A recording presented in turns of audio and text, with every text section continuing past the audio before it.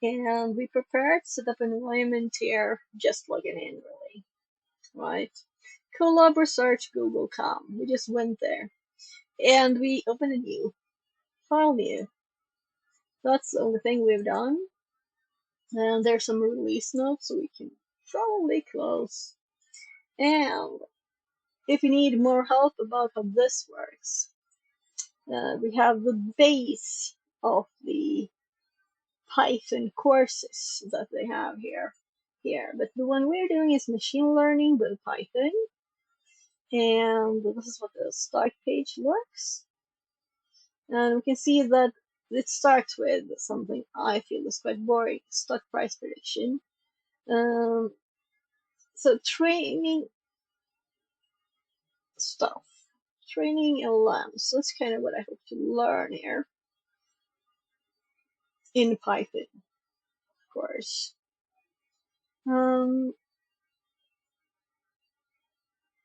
How to build a simple neural network. Build a recurrent neural network. Build a convolutional neural network. Simple speech to text.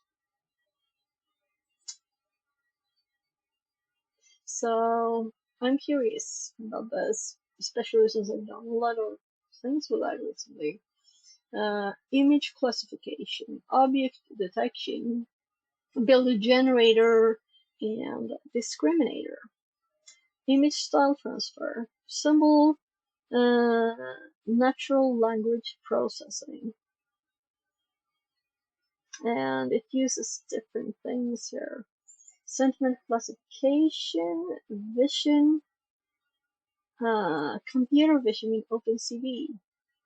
Build a chatbot with OpenAI ChatGPT API. It's not like we need that. Generate images with Dolly OpenAI. So this would require API keys, right? So we wouldn't be able to do those. Convert PDF to speech. So I already do this with just Python, but I'm still curious. I hope to learn more stuff there.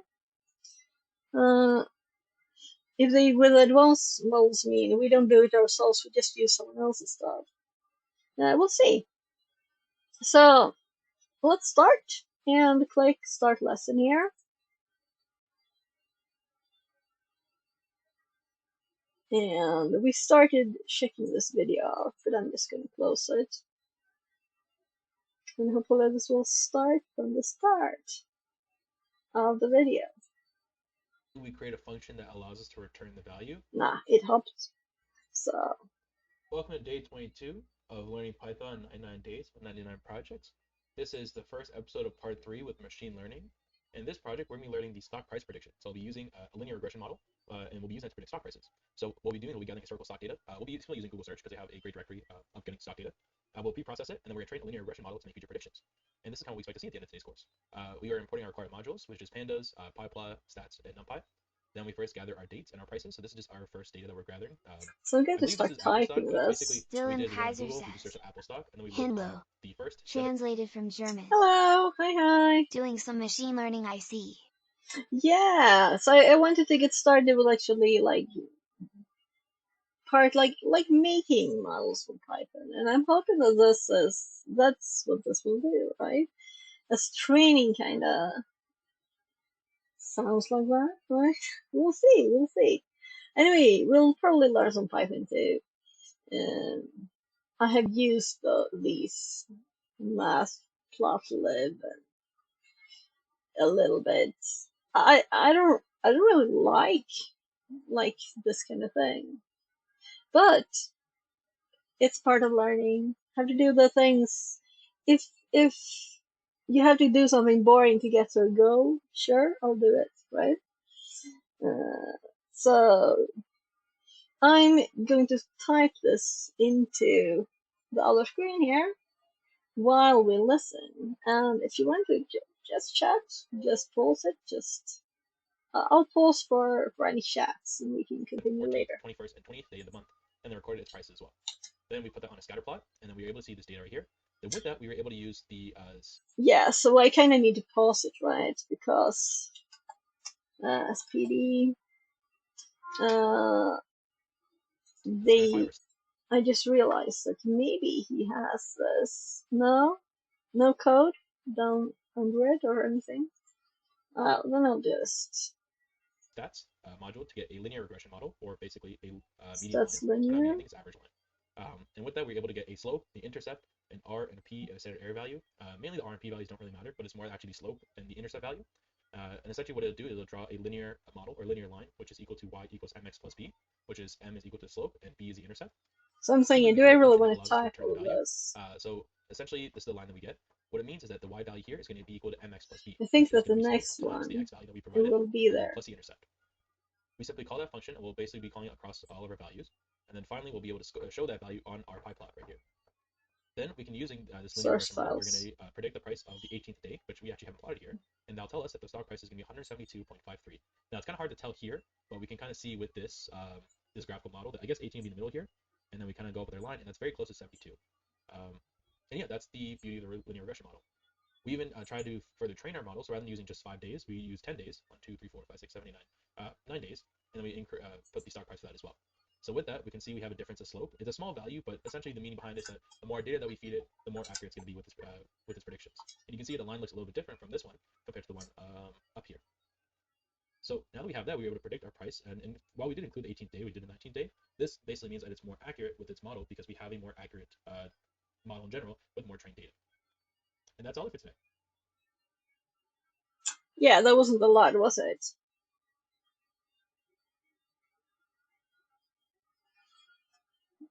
Since I have the source code, we don't have to type it all in. Let's open this instead. Ah, that was annoying. So obviously I want to extract this, right? Not just... So I made a little folder for this. So we might add stuff to this, right? Extract the source files. They will all be called source files, right? And start prediction demo. And wow, okay. Let's just open it. And I want this open enough that actually, otherwise I would do code.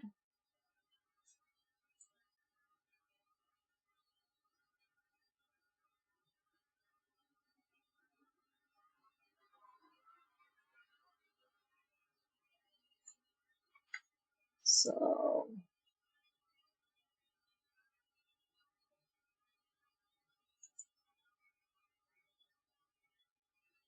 I'm looking for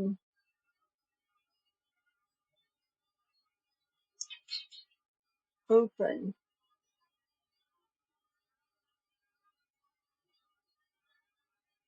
Or we'll just do it in Python normally, but that's not what they do. Insert. No, we want import. Tools. Yeah. Let's open that in.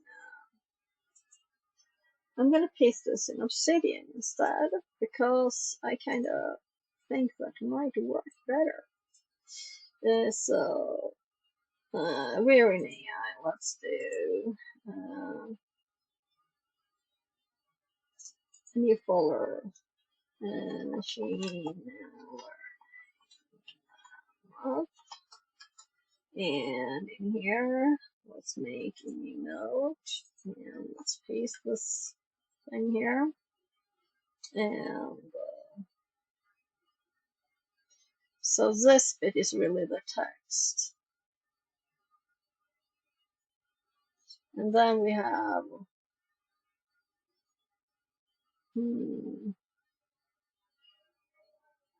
I'm gonna hop back to the first video and look at what actually said at the start.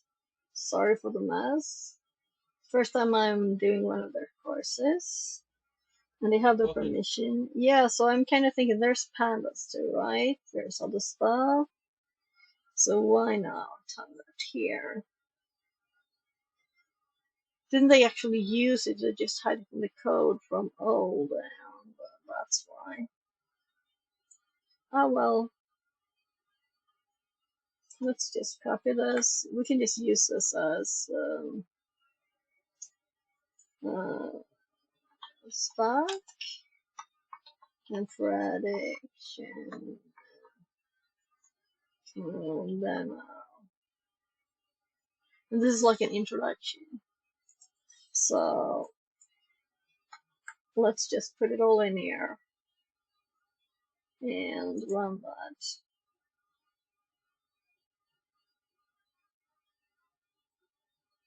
So I haven't used this in some time.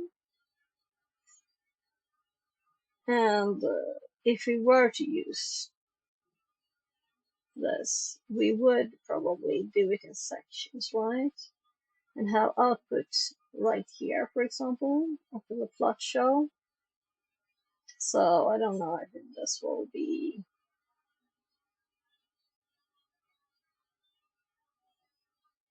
So it's still doing stuff. So now we have stuff coming up here. So first plot, second plot, third one, and some values too. So we know that it works running this. I don't know if it was useful though for me. A little data, a little more data. What else did we do? I'm thinking of actually rewatching the video. I was thinking a lot of getting it to run there. Mm. So it's supposed to be a demo. You're not supposed to run this one, I'm thinking in part. This is also a demo. And this is a demo, and this is a demo. It's called. This is not a demo. This is a demo. Not a demo. Not a demo.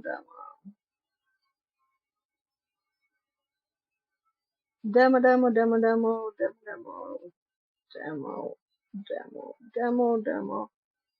Demo kind of means video. Watch this. So if it's all demos and no real things to do, not a demo. So we're mostly watching videos. Should we just leave it for the demos and watch the next video and see what happens? The first So one today's lecture, was we're going to be intro learning though. how to do a stock price prediction. And we'll be focusing on a simple linear regression model. So simply that'll be is that we'll be gathering stock data that will be going on Google search Sounds essentially. very similar to the We'll be first putting one. them on a scatter plot, and then with that we'll be able to grab a linear line that goes in between them. Think of it as like the average.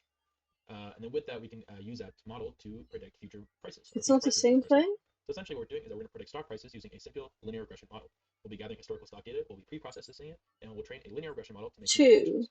So let's get started with One that. stock price, Well, what we two. have to do is we have to import our required modules. Here I have our empty Google Colab with our Python environment already set up, and I'm going to import two modules.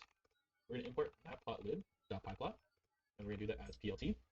And then I'm going to import SkyPy, and we're going to, or sorry, from SkyPy, we're going to import stats.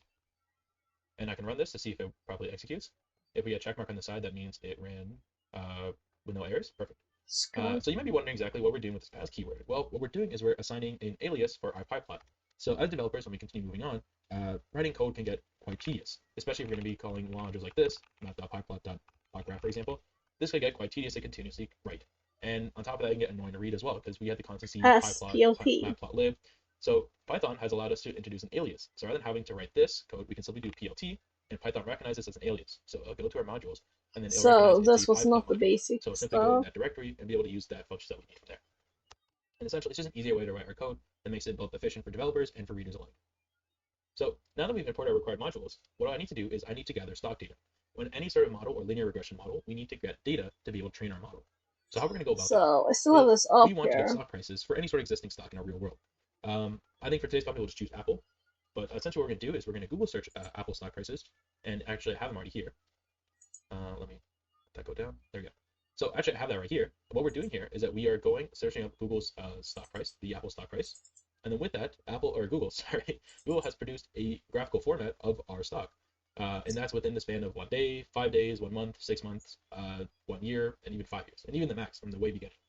So I'm Way until sorry, but I actually just double clicked the file and it opened like this and okay.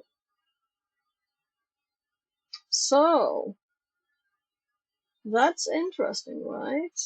It opened on top of my RSS read aloud because that's where it was, right?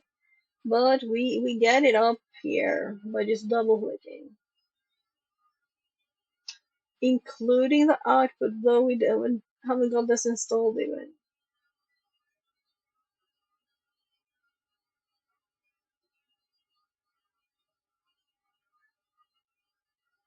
Yeah, I think these files, they save the output too.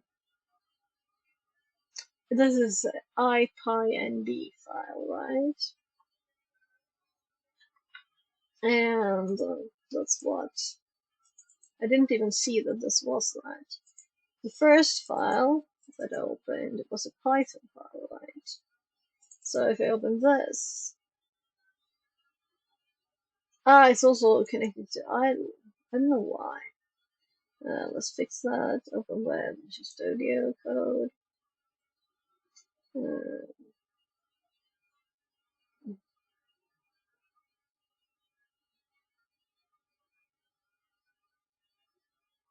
let's see if we can run this.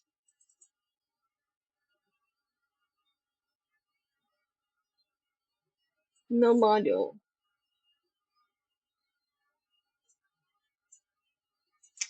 That's just normal. So, I mean, we need to get them if we want to do this. Uh,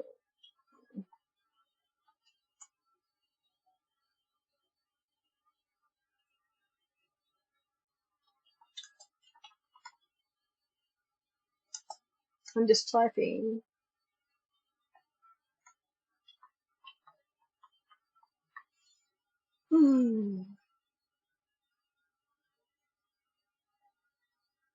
We can continue.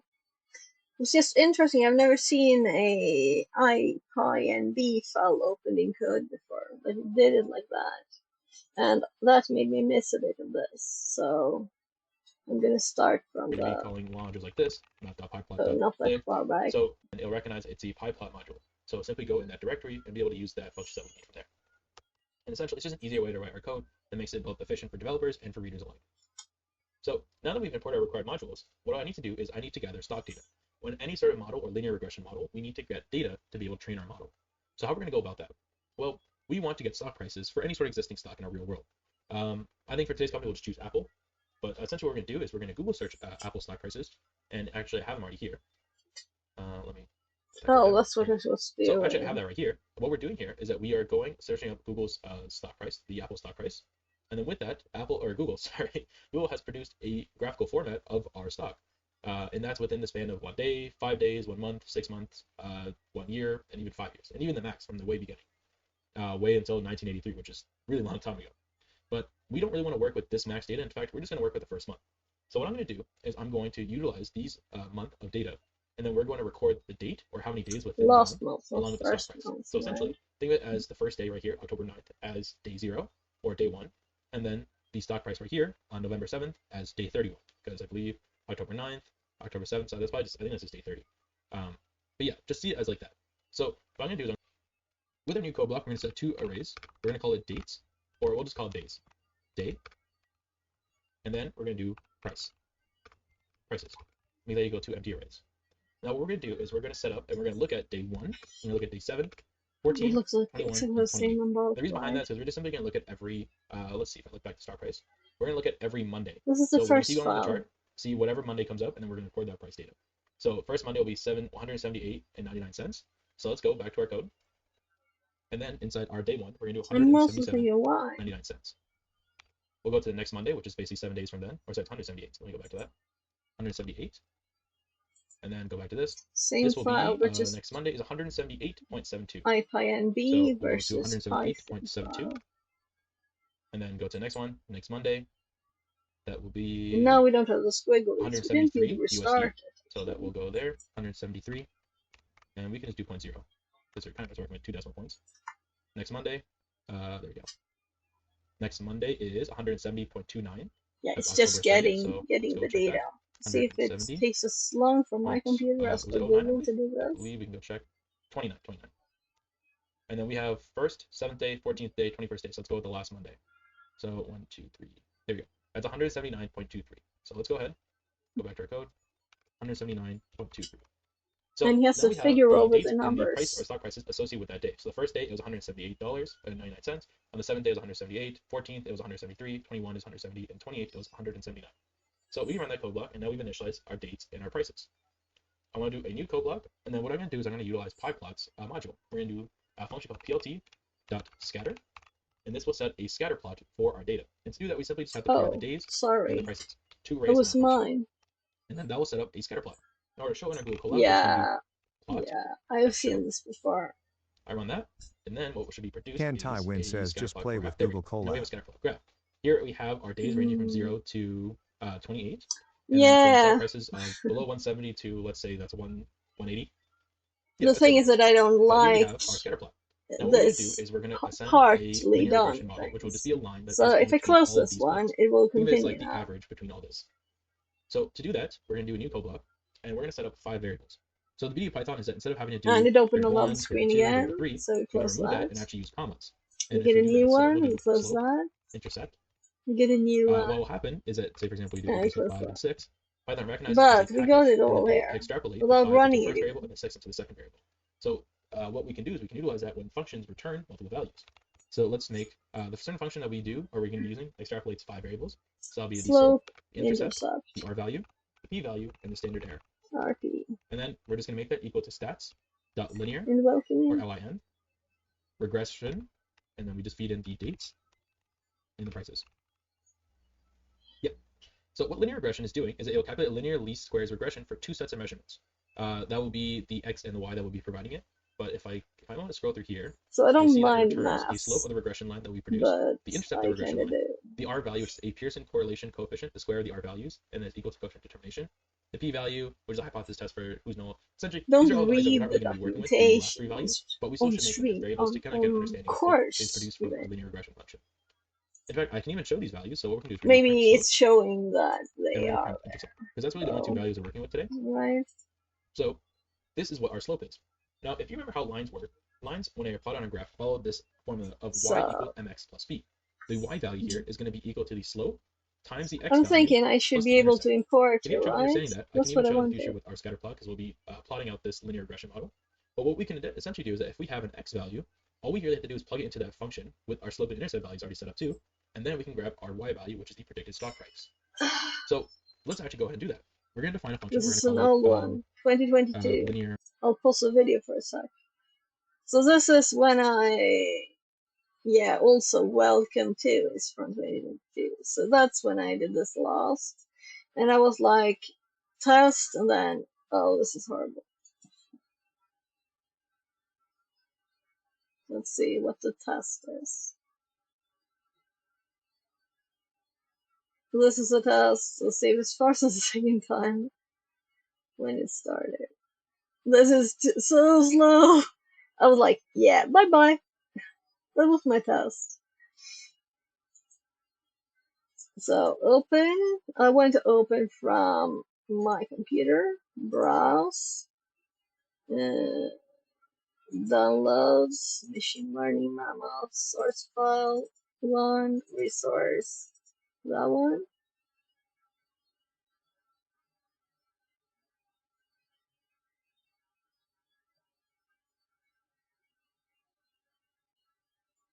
So opening the same thing again with all the data already there.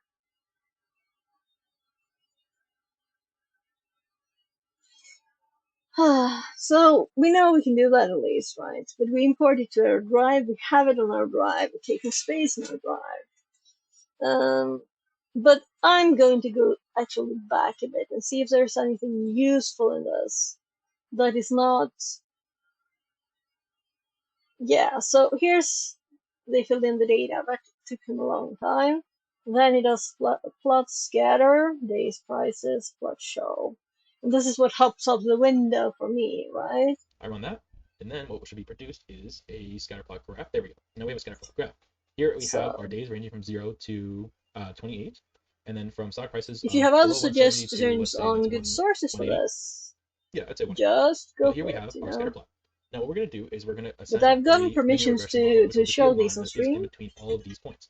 Think of it as like the all of average their between all these. courses. So to do that, we're going to do a new code block, and we're going to set up 5 variables. So the beauty of Python is that instead of having to do variable 1, variable 2, variable 3, we can remove that and actually use commas. And if we do that, so we'll do slope, intercept. What will happen is that, say for example, we do equals to 5 and 6, Python recognizes as a package, and then it will extrapolate the 5 into the first variable and the 6 into the second variable. So what we can do is we can utilize that when functions return multiple values. So let's make the certain function that we do, that we're going to be That's using, good to extrapolates 5 explain it. variables. So that'll be the Yeah, slope, I like that. the intercept, the r value, the p value, and the Oh, standard Arno deviation. already. Broy says hello. And then we're just going to make that equal to Hello, stats welcome. dot linear, or lin, regression, and then we So just feed that's in just the EPs output, so return and the prices. values. Yep. Stats, So what linear regression is doing is it will ling, calculate linear least squares regress. regression for 2 sets of measurements. That will be the x and the y that will be providing it. X, But Y. if I want to scroll through here, I see that it returns a slope of the regression line that we produce, the intercept of the regression line, I have the r no value, idea the what a Pearson regression correlation line coefficient, the is. square of the r values, and then it's equal to coefficient determination, the p value, which is a hypothesis test for who's null. Essentially, Reading these are all this values that we're doesn't not really going to be working help, with, the right? last 3 values, but we still should make them as variables to kind of get an understanding of what is produced from our linear regression function. In fact, I can even show these values. So what we're going to do is we're going to do print slope, and we're going to print intercept, because that's really the only 2 values we're working with today. So this is what our slope is. Now, if you remember how lines work, lines, Tan when I Tai plot on a Win graph, says I follow use this Xcode form. Jupyter, but experience with Google Colab is Hmm. better. Yeah, so I think I installed before like a server program locally that ran it. And that was not in VS Code, it was just some other editor. Maybe I used Notepad. Maybe I used Idle. I don't know. But obviously online is slow, right? And I could open it in VS Code if I wanted to here. So I just, yeah, just have to decide what I want to do for this course. I'm never going to use this, actually. IRL. I'm never going to use any notebook crap. That's just horrible. So I just want to see if there's knowledge I can get from this. And I don't know what linear regress is, but now we know like slope and intercept Of y equals mx plus b. are The have y these value here is going to be equal values. to the slope times the x value plus the intercept. If you have trouble understanding that, I can even show in the future with our scatter plot, because we'll be plotting out this linear regression model. But what we can essentially do is that if we have an x value, all we really have to do is plug it into that function with our slope and intercept values already set up too, and then we can grab our y value. We could just Google it too. So let's actually go ahead and do I that. never heard We're it. going to define a function. We're going to call it linear prediction, and we're going to feed in only one value, the x value.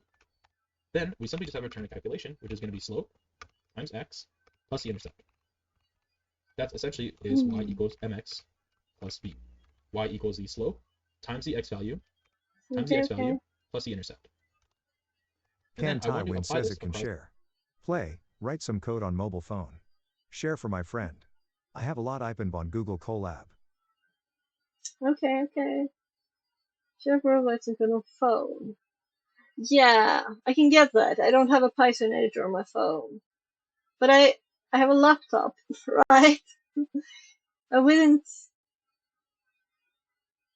That's if I, instead of playing a little bit of a boring mobile game that just steals time when you go to the bathroom, or if you're in the train or something, or on a bus, which I'm like once a month or twice, then maybe I could use it on my phone. Otherwise, I'm like, I have 3 screens here. It's much nicer to be able to have all the. You can have a video or a text or something. You can have a code editor. You can have whatever, you know. The tiny phone screen. I even need glasses to see it now. All my So, values. So what we're going to do is we're going to do model equals to but I list, see which that is essentially just use, going to be definitely. creating a list of values, map, and then what map will do is that we have to first provide a function which will be linear prediction, and then we press apply across I students. never used any of these functions, right? So that's what's new to me here. So he explained how the return values were put in there, but he did not say what is a linear regression. I don't care what the in values and out values are as much as what actually does this thing mean. So let's just Google it. Linear regression. Used to predict a value of a variable based on the value of another variable. The variable you want to predict is called dependent variable. The variable you're using to predict the other variable is called the independent variable. Okay, so let's look at IBM's explanation. They usually have good YouTube videos too, I think.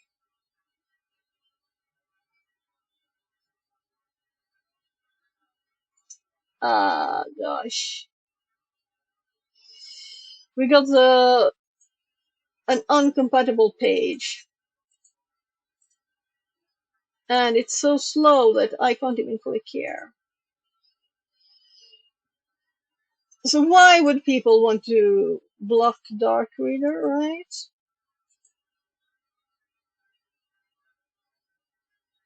It might work sometimes if you just wait. I shouldn't go back and forth so many times. So I'm okay with IBM cookies. Yeah, I think maybe it was just time that it hadn't loaded yet. Let's actually F5 the page. See if we can get the menus to be better. They're bright again. We have the gray text again. Has it all loaded this time? Han Tai Win says reading mode. Reading mode. I just want dark mode. Turn it off. Turn it on. I'm just waiting. There, most of it is dark. So, but we can't get rid of this line unless reading mode? What's reading mode? Is this something you can decide here? Reading mode. Reading mode? What's it? What's that? These may have a actual option, right? For dark mode.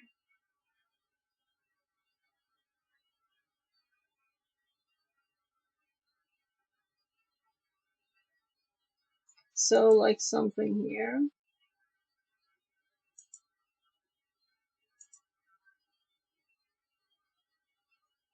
What did I click here?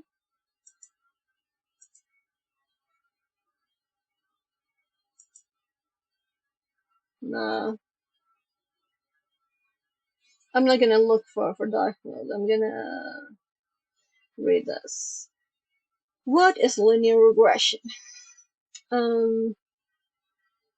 Ebook. Unlock the power of generative AI plus ML.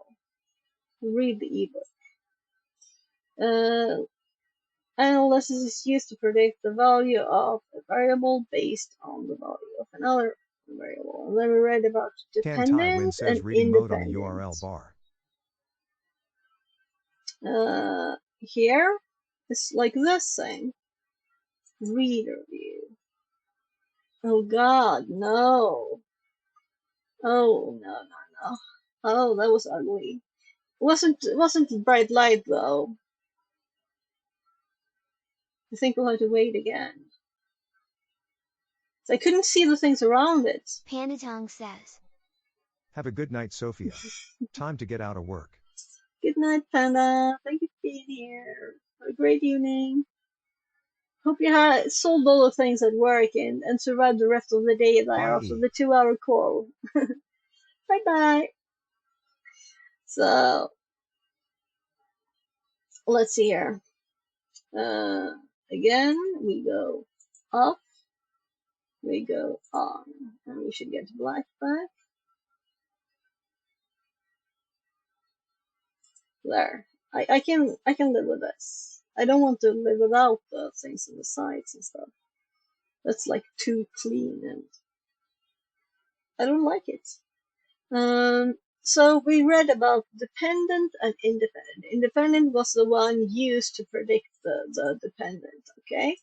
So this form of analysis estimated the coefficients of the linear equation involving one or more independent variables as the best predict the value of the dependent variable. Linear regression fits a straight line or surface that minimizes the discrepancies between predicted and actual output values.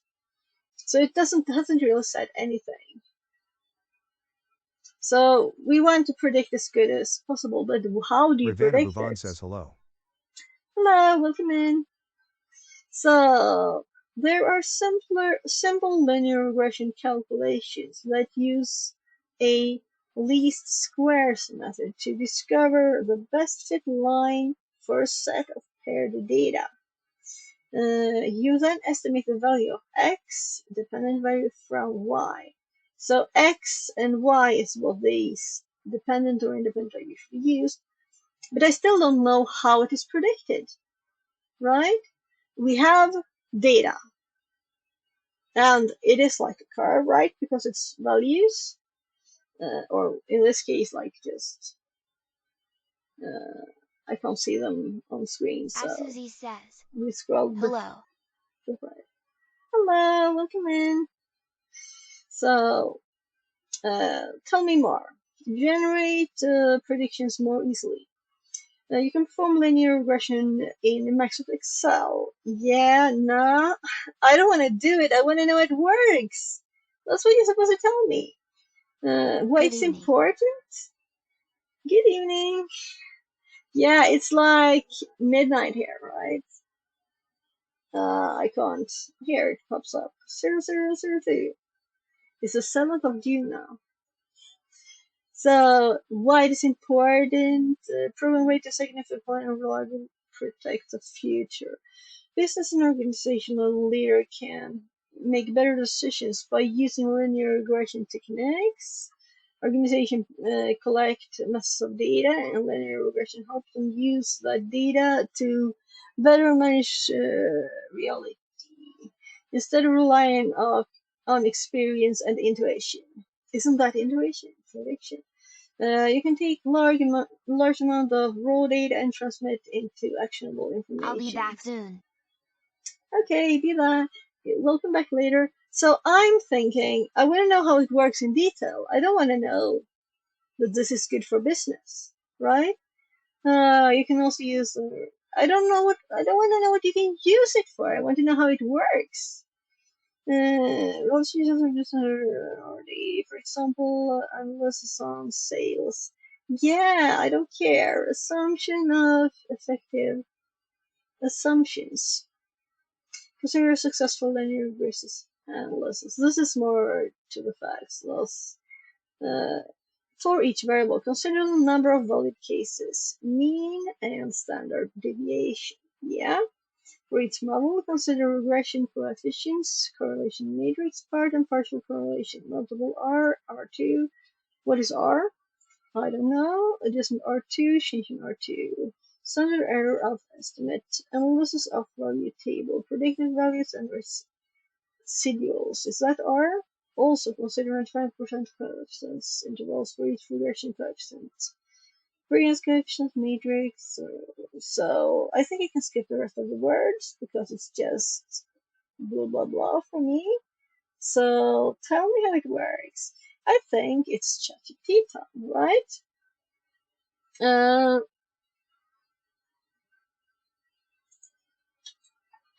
so they assume that I know a lot of terms I have no clue about. Explain. Linear regression to a programmer without using math, uh, without using math, no, explaining all math terms, please. So that's better, right? Sure. Uh, to model the relationship between inputs x and output y, and we read about x and y, the straight line that best fits the data, basic equation, simple linear regression. So just a n plus b. Well, just a normal line where y predicted value output, x input value feature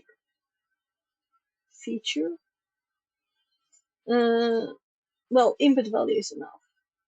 M slope of the line, yeah, much y changes for each unit change in x.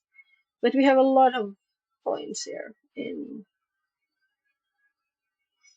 we're talking stocks here, right? B, intercept, when, yeah, so this is like the start point.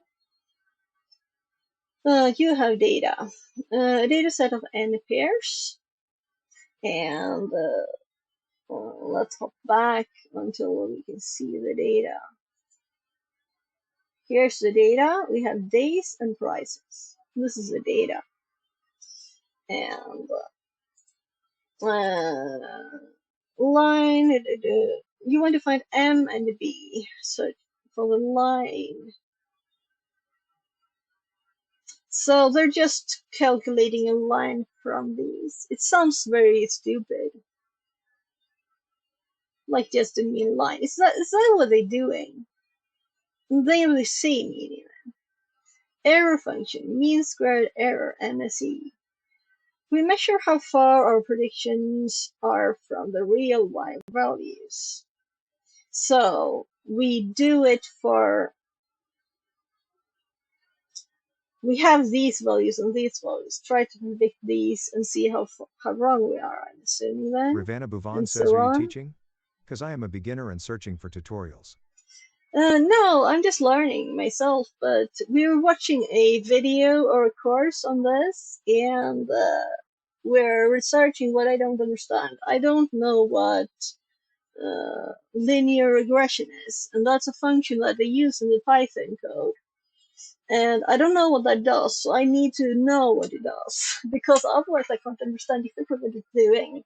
And I want to understand it, not just know how to get a result using code I don't understand, right? I want to know exactly how it works. Some people say that people don't know how AI works or anything, but nah, we want to know everything that works. So please stay and learn let's learn together. And if you have something that I don't know, please tell me. That's usually how my streams work, even if it's whatever cybersecurity topic or anything. So if you know more than me, please help. And if I know more than you, I'll teach. So we measure how far predictions are from the real values. And this looks like gooey gooey. Yeah. So I remember these from like, I didn't exit school last year, right? I haven't done this kind of math in a bit. Where yi, but we can read it, is that this is the actual value and this is the predicted. I'm kind of assuming, right? Yeah, the predicted value, and they don't just do this for one, but for all of them.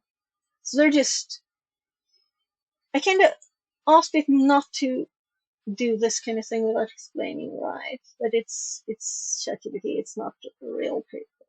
It's not smart. The goal is in a way to minimize error, obviously, but obviously you can never predict anything. From calculus, here we derive formulas, but I said no maths without explaining it. It actually explains so that this is, I knew this is a sum, but here it uses it without explaining and the things around it, and it was so long I used it. Added up over all points. Yeah. You need to know the language to understand. X, Y, multiply each. So I'm gonna skip this bit, and we'll ask again if we need it.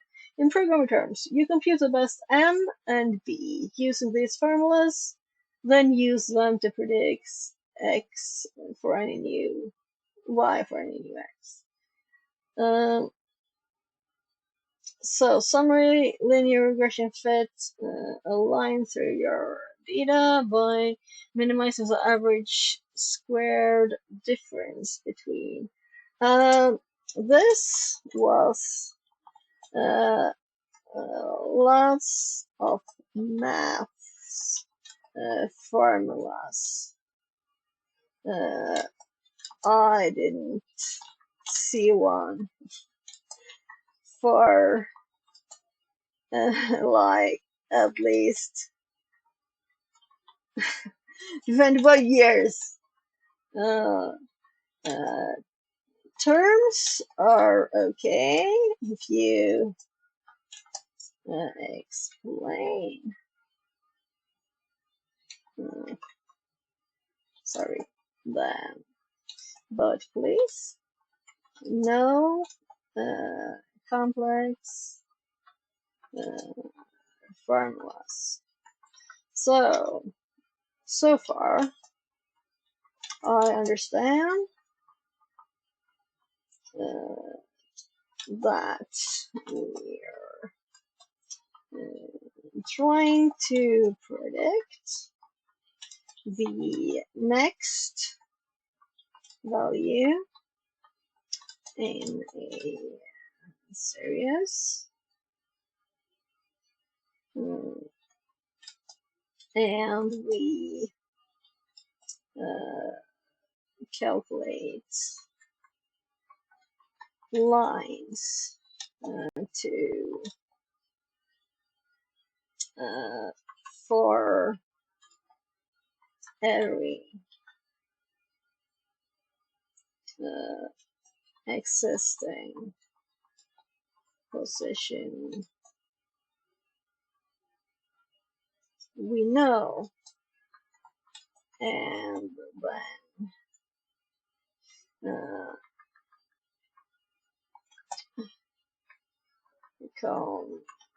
comparing the actual and calculated to the value, and then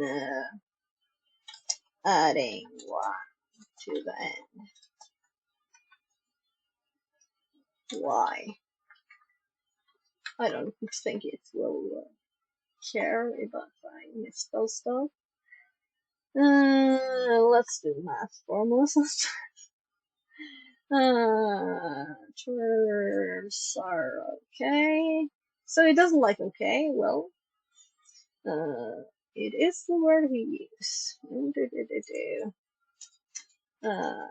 Please explain in words like this, not using formulas.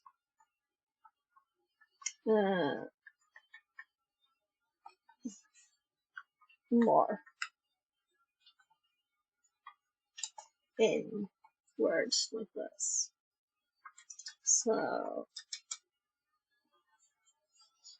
We got it. Let's go through the linear regression the way you explained it to someone who knows logic and program but hasn't touched math from less for decades. Imagine you have a bunch of points on a graph.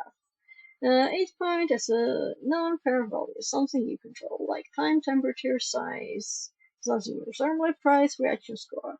You want to figure out a general rule that connects them, like drawing a straight line that gets close as possible to all the dots. To all the dots.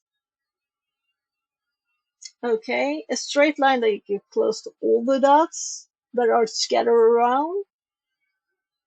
Well, uh, that's too less math. We could have said like that at least. What are we trying to do? We're trying to find the straightest, simplest path through your data so you can describe the trend when X goes up, Y tends to go up too. So X is not just one value I'm assuming here. So of course, predict new values, like guessing the next value if you haven't seen it yet. If you had 1, 3, 2, 5, 3, 7, 4, 9. Yeah, we would kind of know what to have, right? We might guess that the next y is 5, is where x is 5 is 11. That's because the pattern is time x increased by 1, y increased by 2. The line is following a steady rule. How do we find that rule? We assume that rule is a straight line. For every change in x, y changes in a particular way. So we guess the line, then check how far off we are from the actual data point. What difference? That difference is called the error. So the guess and how far off, that's what I said in my this is what I understand, right? Then we adjust the line so the total error is as small as possible. Total. Not for just one point, but for all of them together. Usually you focus on squared errors because it punishes big mistakes more than small ones and makes them not behave nicely. Okay, so that's why we square them, because we want the big ones to go mega big. Punish, is that the right word?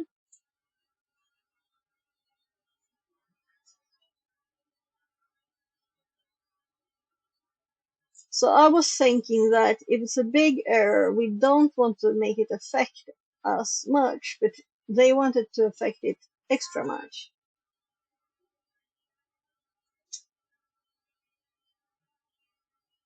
Sure. Okay.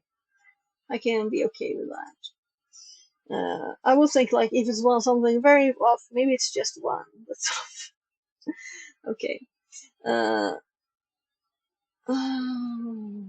So try a line, measure how wrong it is for every point, sum up all the squared wrongs. Sum up all the squared wrongs.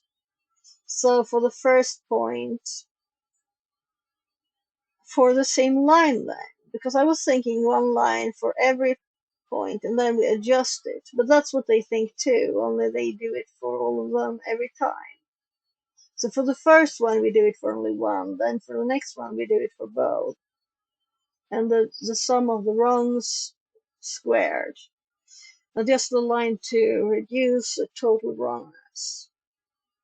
Repeat until the line can't get closer overall. Repeat, not repeat once per dot and continue on, but what?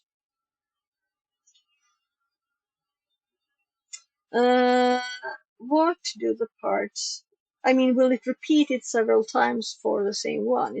This makes it sound like that. Repeat until the line can't get closer. So what do the parts of the line mean? We build a rule that looks like start at some base x value, add a fixed amount for each step forward in x, Now this rule has two parts. The slope, how steep the line is, shows how y increases or decreases as x grows. The intercept, the x value when 0 is x is 0, starting point of the line. So I think they mentioned intercept. So as soon as I read this, I was like skipping this, but I want to read everything. So that's what slope and intercept is. Maybe we should make our own word list, right? So we have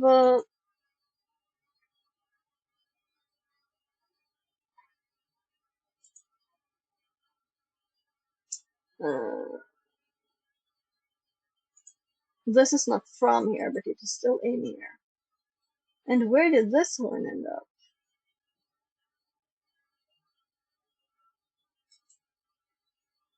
So move to AI and there. And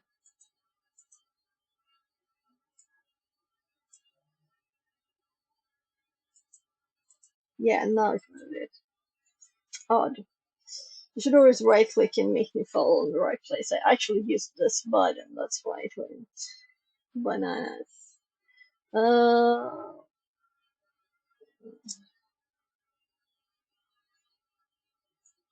So linear regression. And this is really not in the course. It's more like an AI thing or a math thing. But for me, it's AI because I don't have any other math things that I care about. So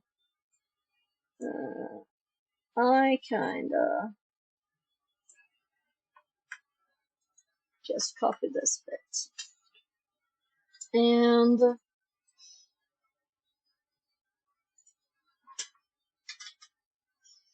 variable we want to predict is called predict. It's called dependent variable. And we're going to do comma x. The variable you're using to predict the other variable. This is not needed. It's called the independent variable. Using the variable, this is x. This is y. It's called.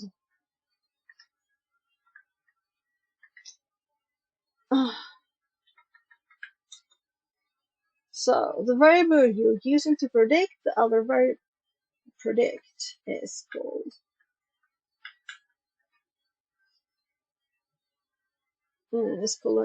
the independent variable.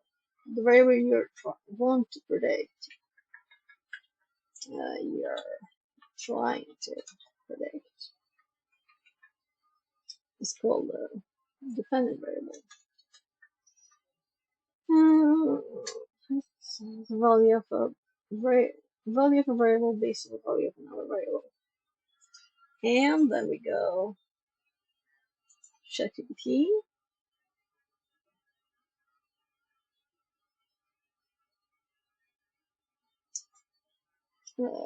So let's see how much else there is. There's a little bit more. So let's just make a little. Yeah, here's the start. So this is just blah, necessary examples. That's why it's blah, because it was just an example. We don't need that basic stuff. So how do we find the rule? We assume the rule is a straight line. Just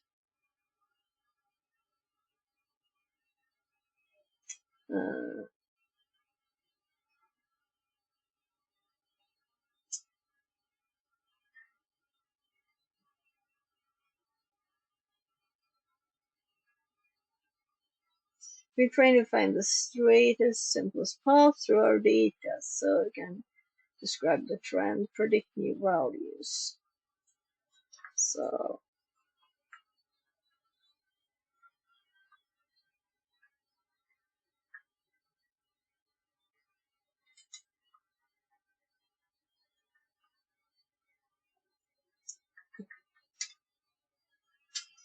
You might guess the next time that's because pattern is. We assume the rule is straight line for the x, blah blah blah. We adjust the line so the total error. So what I do is usually to like summarize information so it's easy to understand and for anyone is my hope. And my notes are available on physics42.com/notes. And those are not updated fully. And there's also on my GitHub. They're also there. And those are a little bit more updated. Maybe not right now though. I think I haven't updated in a bit. You can see in the public one here, I have a lot of not updated stuff here. Lots of stuff.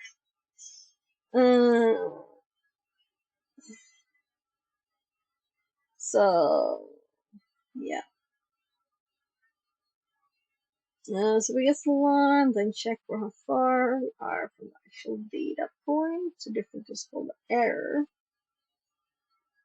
And the assume rules, I don't care about this. We guess the line, check how far off we're from each actual data. And I might rewrite this myself, but I want all the like. Then we adjust the line so the total error is as small as possible. Not for just one point, but for all of them together. And squared ones. Let's put this one in there too. And now this is not my words. It is ChatGPT's. So I will probably change the stuff so it's my words later. So it's like this. Try a line, measure how wrong it is for every point, sum up all the squared wrongs. We can copy this too. And then I'm going to remove bits of this because this is getting too long.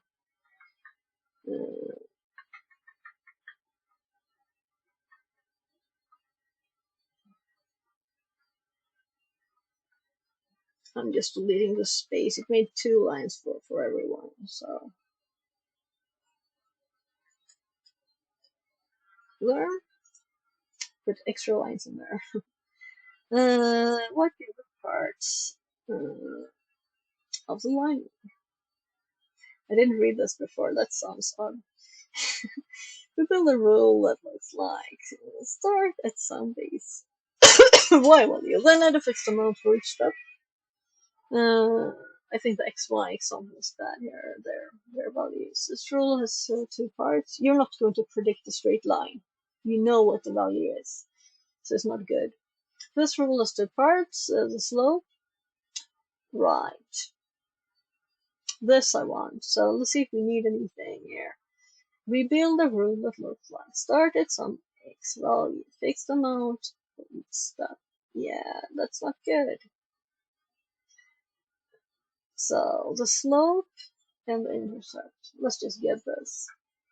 Hi, I'm sick. Oh, what happened?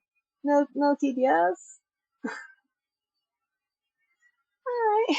What happened? What happened to TDS? Guys, what are you doing to the TDS here? Don't speak. Reference. At Panda. Oh, Panda left work. Panda left work. Neovem says. You muted it, smile. Yeah, ads are muted. Let's fix that. I don't really want them. I muted. So, speak at username messages, referencing others. So I didn't change the setting. I think it kind of resets stuff sometimes. So sorry. Yeah, and it didn't, since you didn't have any characters of that with your smart inserted space there.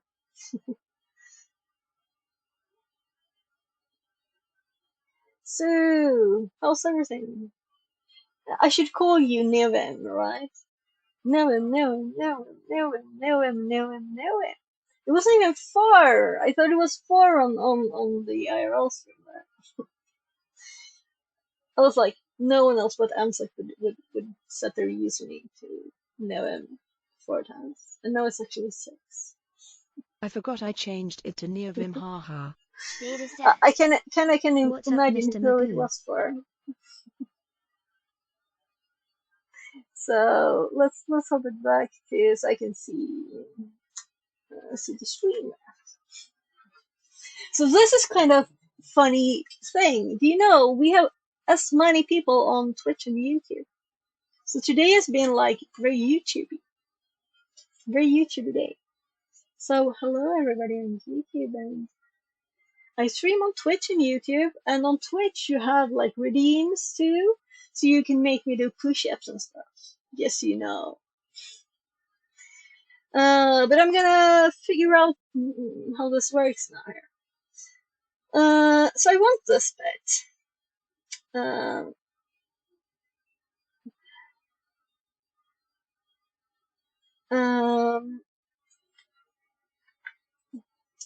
We build a rule for this with 2 parts, but we don't want the odd predicting a straight line thing, right?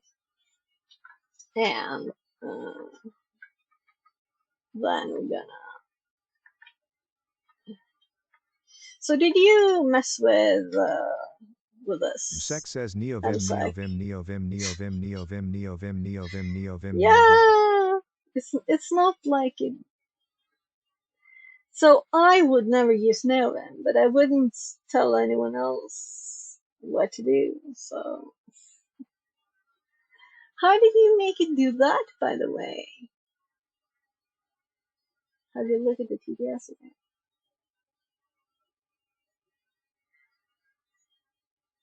I can't see it anywhere.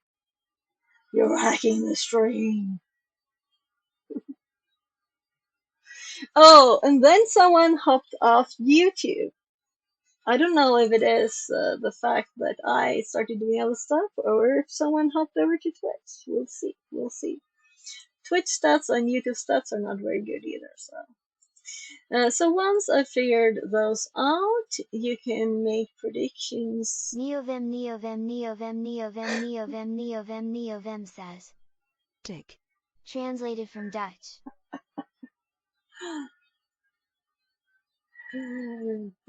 So once we've figured those out, we can make predictions by plugging in a new X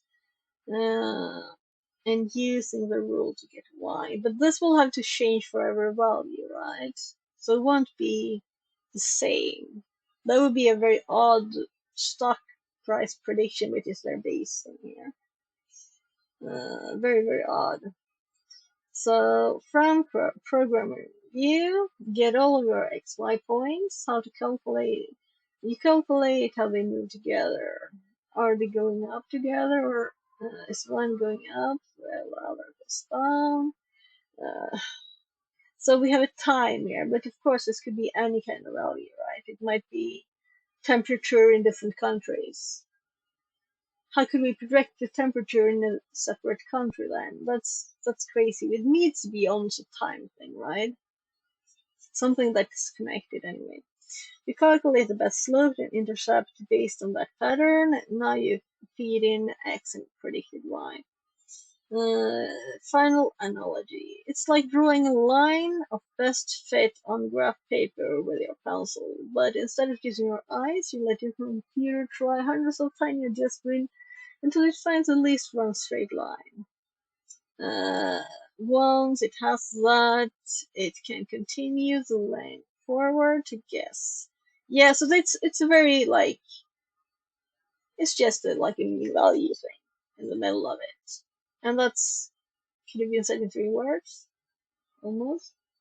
Now let me know if you want the number of multiple inputs if you're predicting x using more than one. y using one more than one x. Or so that sounds like a very simple thing for a human.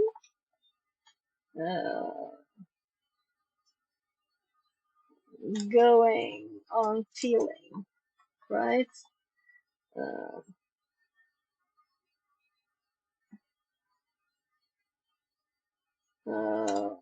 And maybe the explanation.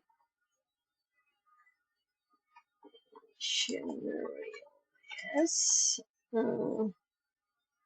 I don't want to change it. The explanation.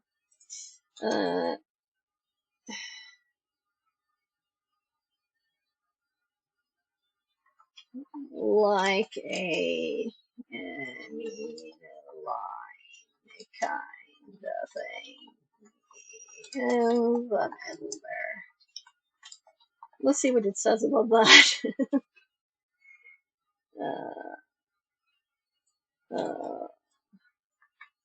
And just follow it.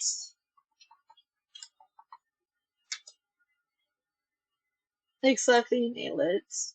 And his current linear regression is just drawing best guess lines through the flood of points like a human would eyeball middle of a scatter and think, yeah, looks like it's kind of like this. Yeah. Think of it this way: you're just trying to draw a straight line. That's what I would have wanted to answer that. That goes What through are you using to average. study? So what we have courses from Mammoth, and they're going from Mammoth Interactive to Mammoth Collab now, but these are still on Mammoth Interactive, and I got permission to stream the courses. Only this one was, so we're just on the second video, and I'm like, yeah, I don't know what, he's like explaining how output from a function is split. I'm like, yeah, I know that, but what does this mean? And he doesn't explain that, you know? So I need to know. Now I know what this function does, kinda, right?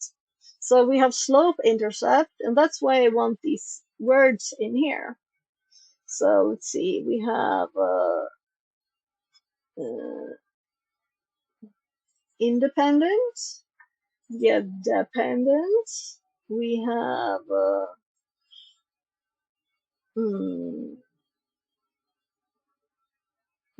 yeah, slope and intercept.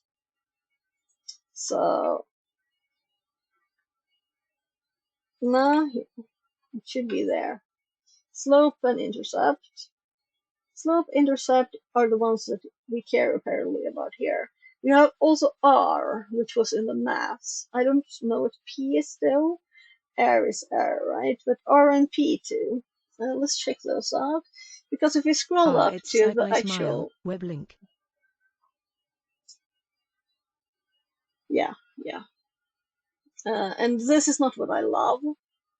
So let's see if we can realize what R and P are too. But I'm kind of guessing that they might be these two. Let's go back to where I was reading. Yeah, let's continue here. But first, let's open your link. And SciPy. I think he said SkyPy. Yes, I have heard people like Scapy something else, or is it this too? Is it another version? But it sounded fun with SkyPy. It sounded funny, as it is obviously Sci and stuff, right? That's what I read. Scapy is another library. Yeah, it's another library. So, but there's another one I would rather avoid. I don't remember exactly well. Maybe, yeah. There's a lot of libraries that has to do with maths and stuff that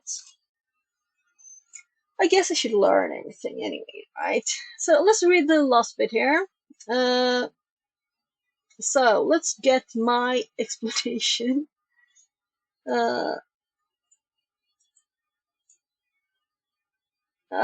Let's just copy what I wrote there, and let's put that in the notes. At Scapy the is top. fun, it's for messing about with network packets. Yeah, that's a network function. Oh, right. Yeah, I was thinking, is it another one of the math thing, or is it the network one? So, like a meme kind of thing in the middle there, and just follow it. Winger there, in the middle of all the dots, because that was implied here. And just follow it to where it'll be next. Human. This is math, dude. Actually, it started with formulas, right? And I said, I think it was 25 years since I saw math formula. So even if I said it, asked it to explain everything, yeah, I remember the sum character. But this is like, why? I said like not mathy, right?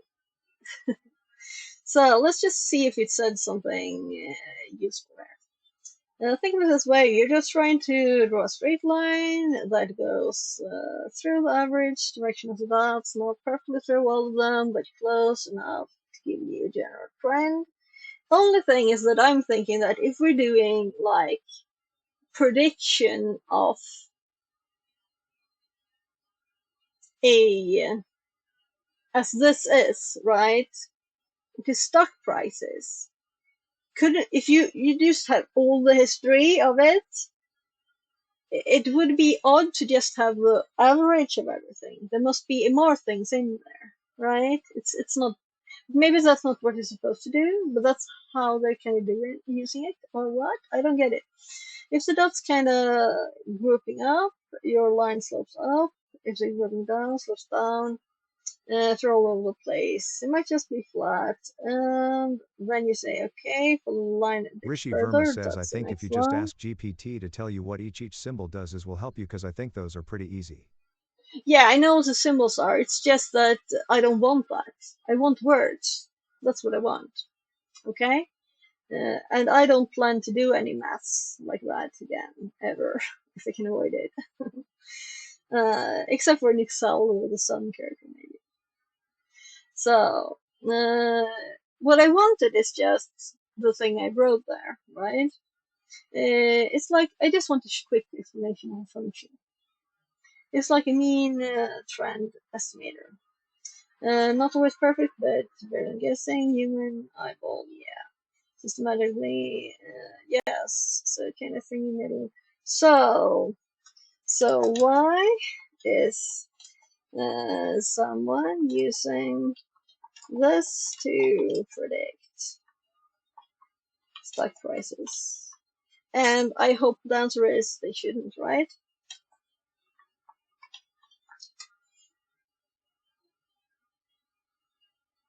The descriptions for value and p-value are hurting my brain, haha. R value and P value. Oh, you got those. Okay. Yeah, I should ask. I should ask it here. Uh, great for predicting. It's not great. Yeah. So that's what I assumed. But we could try it anyway. Yeah, I'm just skipping the rest. Stocks are not linear. Yeah. Panic, rumors, algorithm. So not good for. This is actually good for something. Detecting general momentum. Yeah, I agree. So that is why I did not see the meaning of this, because it was not logical. So just a sec. Escobar. Ja, Lovans dator han behöver tömma hårddisken. Va? Ja, han får Just justera med implement a han har hodl strategy lol. han får kolla. Men han behöver sova. Han har inte sovit på Ja, 2 dygn. nej, jo, det har han gjort, men han har inte sovit 24 timmar nu. Labban, du behöver sova. Pappa sa att du behövde någon hjälp med någonting. Okej, men då kollar vi den imorgon då. Vi får gå och sova nu.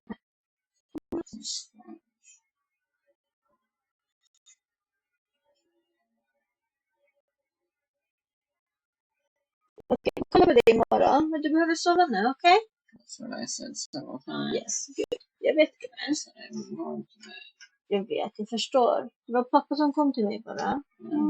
Och han är orolig för dig också. Okej? Det är en så gott bra.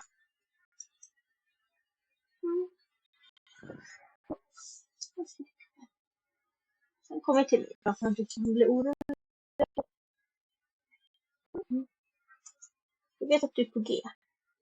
Men klockan är nästan 1 också. Så jag har till.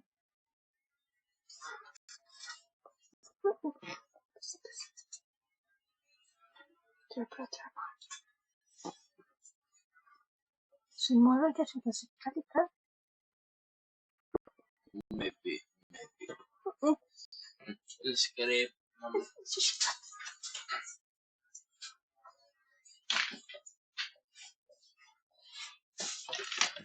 So, my kids should be sleeping, especially the one who woke up extremely late.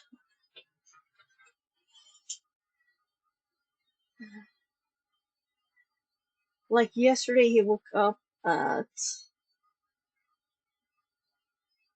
13 maybe, and he hasn't been sleeping since. So he didn't sleep during the night, but it's still not 48 hours or anything. And he says he's going to go to bed, so I trust that. But sometimes he has problems doing it. So let's just continue. So human, and let's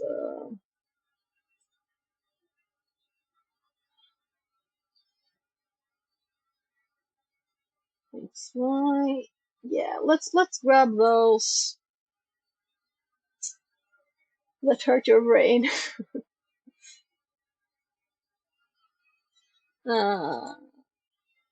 Actually, let's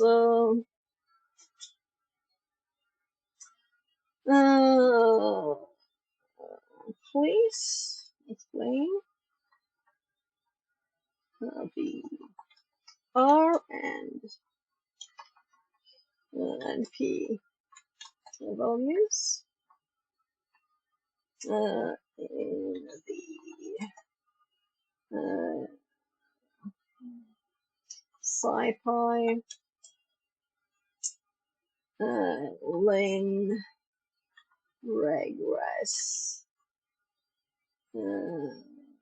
return values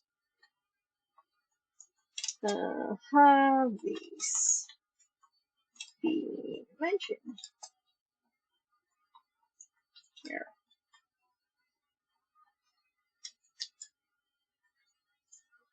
Great question. No, we haven't mentioned the R and P values yet. We're part of this. That's a quality check of the line, not part of drawing it. Here's what they mean in human terms. R value is a correlation coefficient, which tells you how well the line fits the data. Oh, -1 to 1. Okay. Human readable. I don't think I need more. Often the square, we square this value. This is what is squared. So then it was actually mentioned to get the how much of the data is explained by the line. Yeah. How trustworthy is this line? It's like a general prediction value then. Because it's, but this is a probability value. P tells you how likely it is that the trend you see is just random chance. A small p value, 0.01, means it is unlikely this trend is random, probably a real relationship. This is flummier, right? Yeah, so why? Let's see why they are. How strong the line's direction is, could it fit? So what I want to know is how will it know this from the data? How steadily in statistics is the most boring thing I can imagine in the world, right? That's why I don't like this kind of thing. If both are solid, yeah. So, how are these calculated? Calculated. Remember, uh, what you can say, please. Remember how I want the answers. So it doesn't do a math formula. Perfect. Let's explain how R value and P value are calculated in plain words, no complex formulas, and keeping everything intuitive. R value correlation strength. So this tells you how tightly X and Y move together. Okay. Um. It looks at how I kind of want the formula now too. It looks at X and Y change together like when X goes up, does Y usually go up too? I'm assuming that, yeah, now I know. X is the old value, Y is new. I'm thinking graph now, and then we have only X values in time, kinda, and Y value is the last one. Is it predicted? Or is it talking about X and Y in XY? So, I'm assuming the same definition as before. If they rise and fall in sync, the value is close to 1. If they move in opposite direction, it's close to -1. If there's no clear pattern, it's close to 0. So things like this. It watches both signals and checks whether p-value, likely it's how likely it's just random. If there's no real correlation. Yeah, I don't care what it means. I want to know how you calculate it. Here's how it's done. Let's assume there's no relationship at all. Null hypothesis. It looks at your actual result, your line slope and value. It says if we shovel the data randomly a bunch of times, how like it does it. It doesn't look at it. It's not if. Often we would get something less strong chance. Okay. So it's just randomizing the data and see if we get the same thing. Randomizing the position of the data.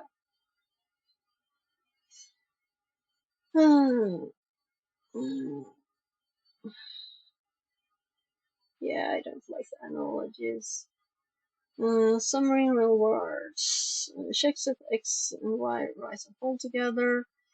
Checks how surprising that pattern is or this coincidence. So, I assume X and Y here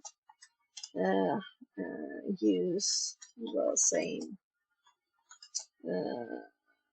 definition as before, and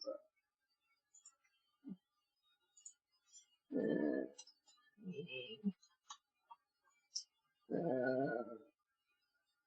X is the value we have, and Y is the one we predict. And here I want to add a S, right? Let's see what it says. Yeah. All thing you can control observed. No.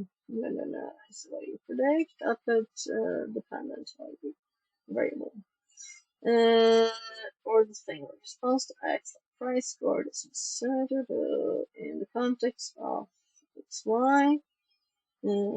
Checking how well Y, like you're trying to predict, follows or reacts to the changes in X. Checking screen time 130. plus 7. No, what did I do the first one? 7:30, I think, maybe 8 hours. So we're on like close enough to 10. I made a new stream because I don't want YouTube to just kill the stream. As it's Friday night and I won't be streaming during the weekend, I wanna use the time now.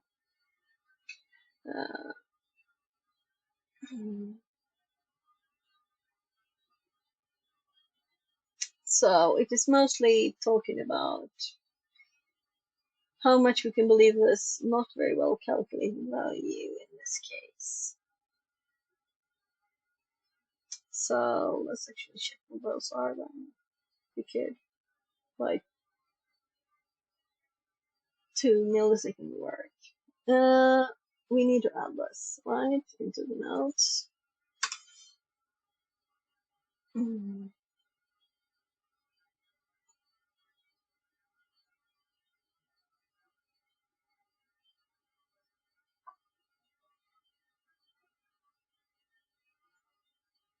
It compares like how much it bounces around on row.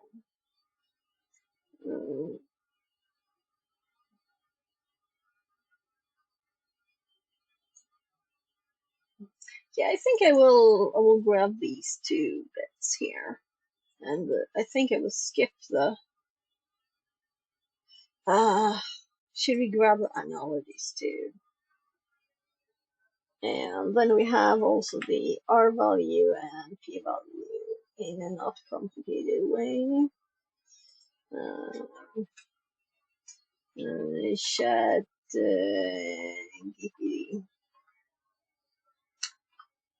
human meaning me.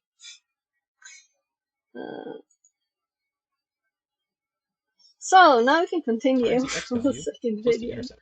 If you have trouble understanding that, I can even show in the future with our scatter plot, because we'll be plotting out this linear Let's regression model actually back because I don't think So that. to do that, we're going to do a new code block, and we're going to set up 5 variables. I So the thought beauty of this Python was is that just instead of too having to do simple. It variable couldn't 1, be variable 2, this, variable 3, right? we can remove that and actually use commas. And if we do that, so we'll That's do otherwise I slope, wouldn't have even intercept. cared about finding out. What will happen is that, say for example, we do equals to 5 and 6. It's such a Python simple recognizes one. as a package, and then it will extrapolate the 5 into the first variable, or we're going to make that equal to prices. So one Intercept, the R value, the P value, and the standard error.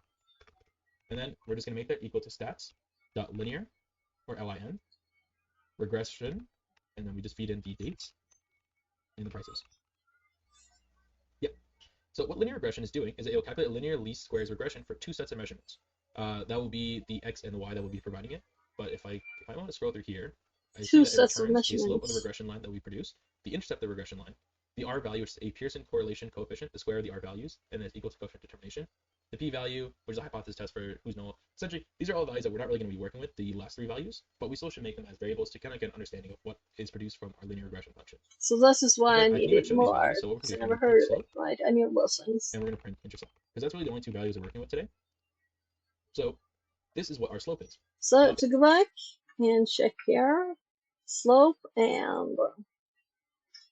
is how steep the line is, and intercept is just the starting point of the line. So starting point and the slope.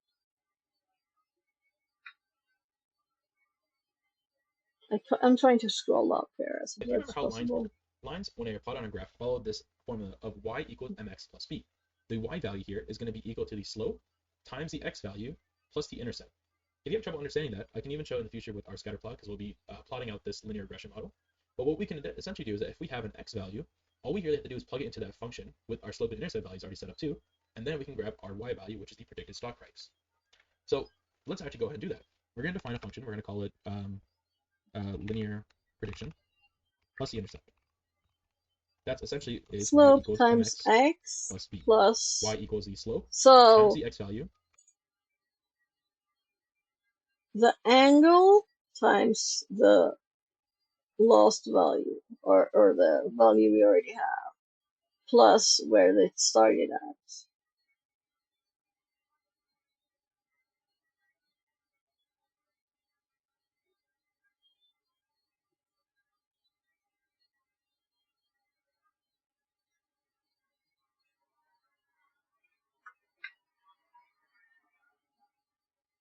how steep the line is. Let's just like the normal.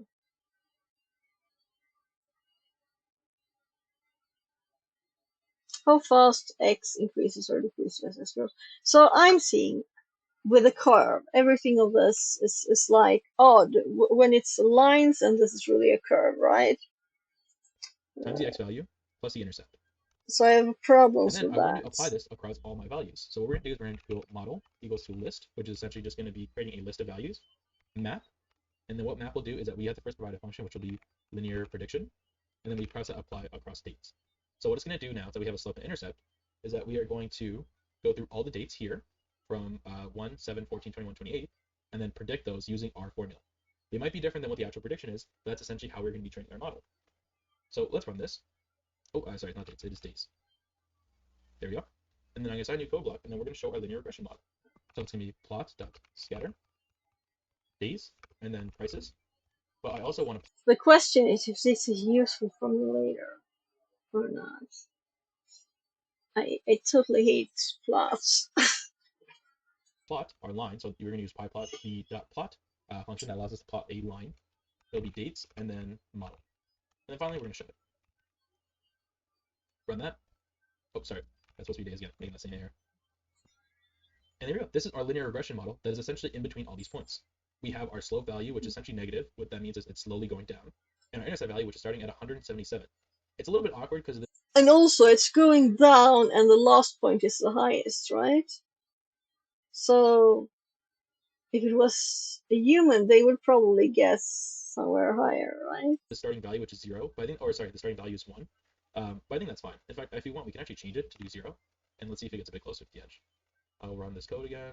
I think we'll get a new slope value. No, same. A little bit different.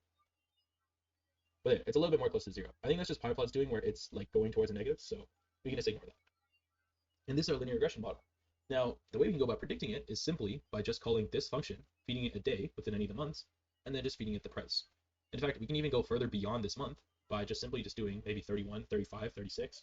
And in fact, let's go ahead and do that. What we'll do is we'll do new price 1 will equal to line prediction, and we'll feed it 18, or we'll feed it 19, we'll feed it 19, and then what we can do is we can just simply print new price 1. If we call that, oh, sorry. But 19 is before the last. This prediction model is essentially saying that on day 18 or day 19, the stock price of Apple is going to be equal to 175.47. So on this graph, we can plot that here. Day 19 is around this area. We go up to our line, and that's in the 175 area, kind of right here in between this 76 and 74. You can kind of see it's in the third quarter here, which makes sense because 175.5. So this would be 175, and in between 175 and 176 would be 175.5. Yeah, and that's kind of right here. We can even go further beyond that. So rather than having to stick to 30 days, we can do new price 2 equals 2 prediction. We'll do 35. And then let's print that. Print new price. Yes, now 2. it's actually let me scroll down so you can see that. here, but it's still just a line. Essentially, the prediction model is saying is that the stock price of predicting a curve with a line. Or beyond November 9th, I believe that's when it ended. I'm just like, no. November 7th or 9th. We have a stock price of 173.6. Now, obviously, that might change. It might not actually be equal to 173.6, but that's using this model and this trained data right here. Essentially, that's saying is that with all the data we have here, tell me what you can predict what day 35 would be. And our machine is saying, well, day 35, considering that most of the stock has been slowly kind of decreasing, we would expect day 35 to be 173.6, meaning that this stock price would go down. And that's kind of what linear regression model is. Using our data right here, we're able to find an average between those, generating a line, and then by correlating the x value by the slope Not like this values here, we're able to Pika. produce what the predicted Yeah, that's what I'm feeling.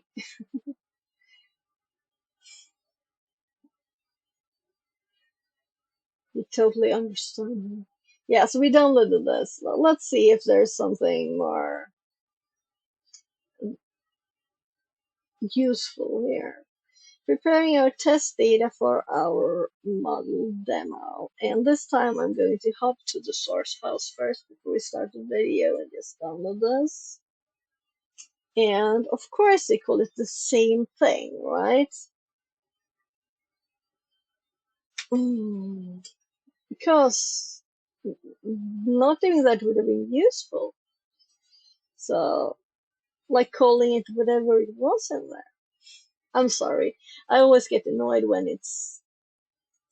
Welcome it makes me work. In today's lesson, we're going to be learning logistics regression. We'll be from not using a doing logistics stuff. regression model to essentially predict whether an email is a spam or not. We'll be first creating our testing set, and then with that we'll be training our logistics regression model, and then finally we'll create a spam email classifier, and by analyzing our testing set we'll be able to dictate which email or message is either spam or regular. So what I would have here is I have my empty Google Colab with Python already installed and everything. And what we're going to do is we're going to first import our required modules, 4 specifically. Negative dropping So what says. I want to do is I want to import BS virus on Whoa! web link. One that managed to get past my little filter thingy. It's almost like it's allowed then. Let's copy this one.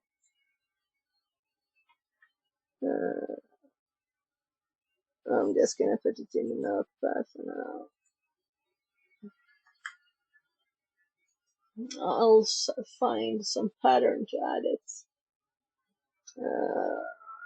Let's just remove it too. So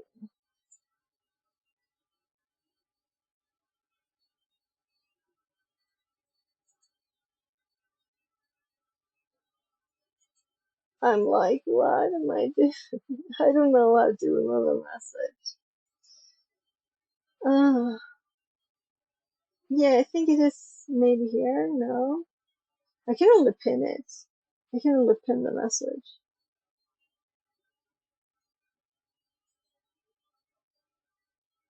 Sorry guys, it'll have to be there. matplotlib, matplotlib.pyplot, and we're going to create that as PLT. Then I'm going to import numpy as np. Then I'm also going to import the sklearn.linear models, because we're going to be relying on that, and we're going to be importing sklearn, the linear model. regression model.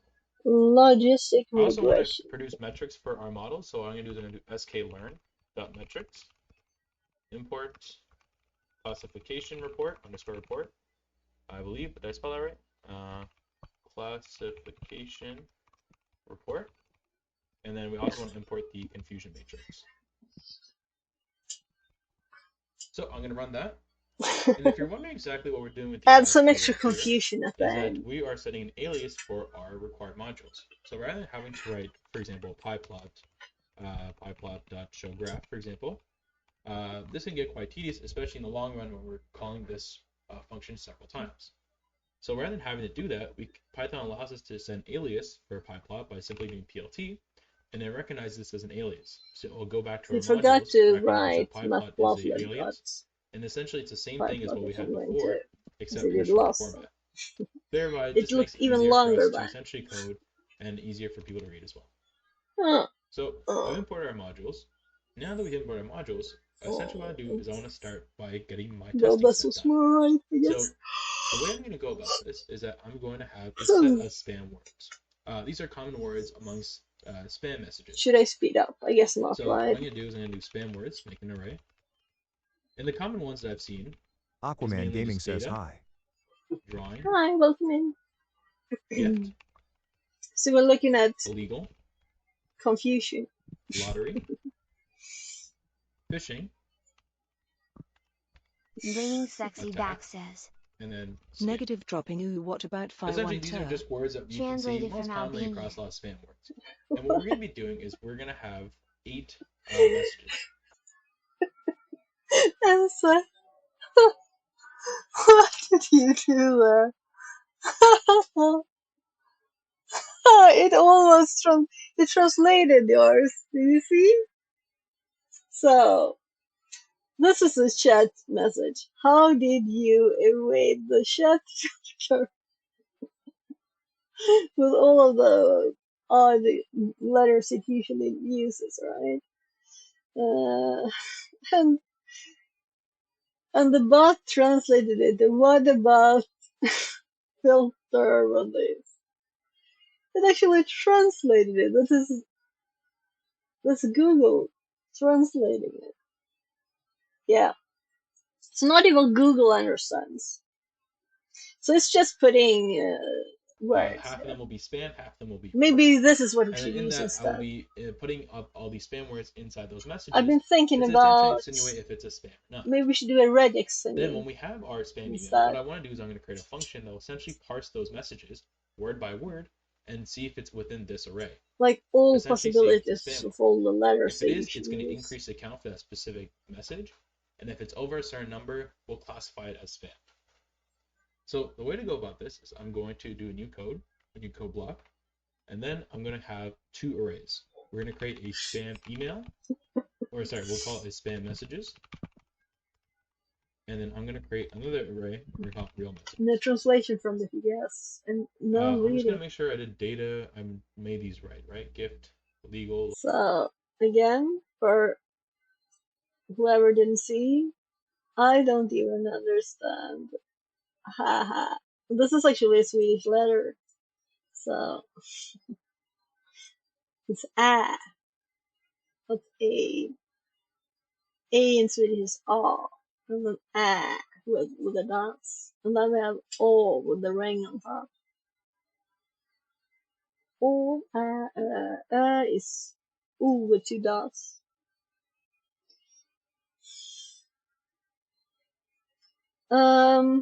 I have to look at what the TTS did here.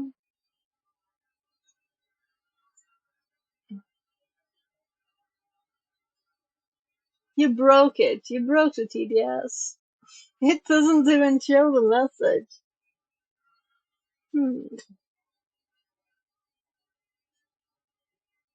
Yeah. And here you see this is what it does to get past. But also this one is not in there. And it also did the ads. So there's lots of tricks in there trying to evade stuff. Lottery, phishing, attack. So I think I missed a What I little want to bit do is I'm there going to from create a function that will laughing. essentially parse those messages word by word and see if it's within this array. Essentially seeing if it's a spam word. If it is, it's going to increase the count for that specific message. And if it's over a certain number, we'll classify it as spam. So the way to go But about this is this I'm we going don't to need do a new anything code, complicated to do. block, and then I'm going to But have okay. two arrays. We're going to create a spam email, or sorry, we'll call it a spam messages. And then I'm going to create another array, we're going to call it real messages. I'm just going to make sure I did data, I made these right? Gift, legal, lottery, phishing, attack, and scam. Oh, sorry. There we go. So a scam would say let's do the scam in first the one. We're gonna do, message. How hello, likely? we wanted to let More like you you're know late with your there payment. is some illegal activity from a And it's saying that it's phishing phishing. attack.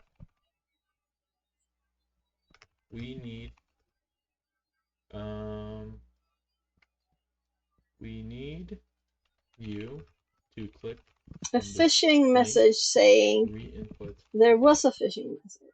So that's our first Whatever. spam message. Let me make sure I did it. Let's just there ignore the next, I'm going to do congrats. You've received a gift from a friend. It is a drawing. It's a This drawing. isn't an attack. Scam. Because otherwise it wouldn't be Please caught by the click filter if it didn't this. mention scam.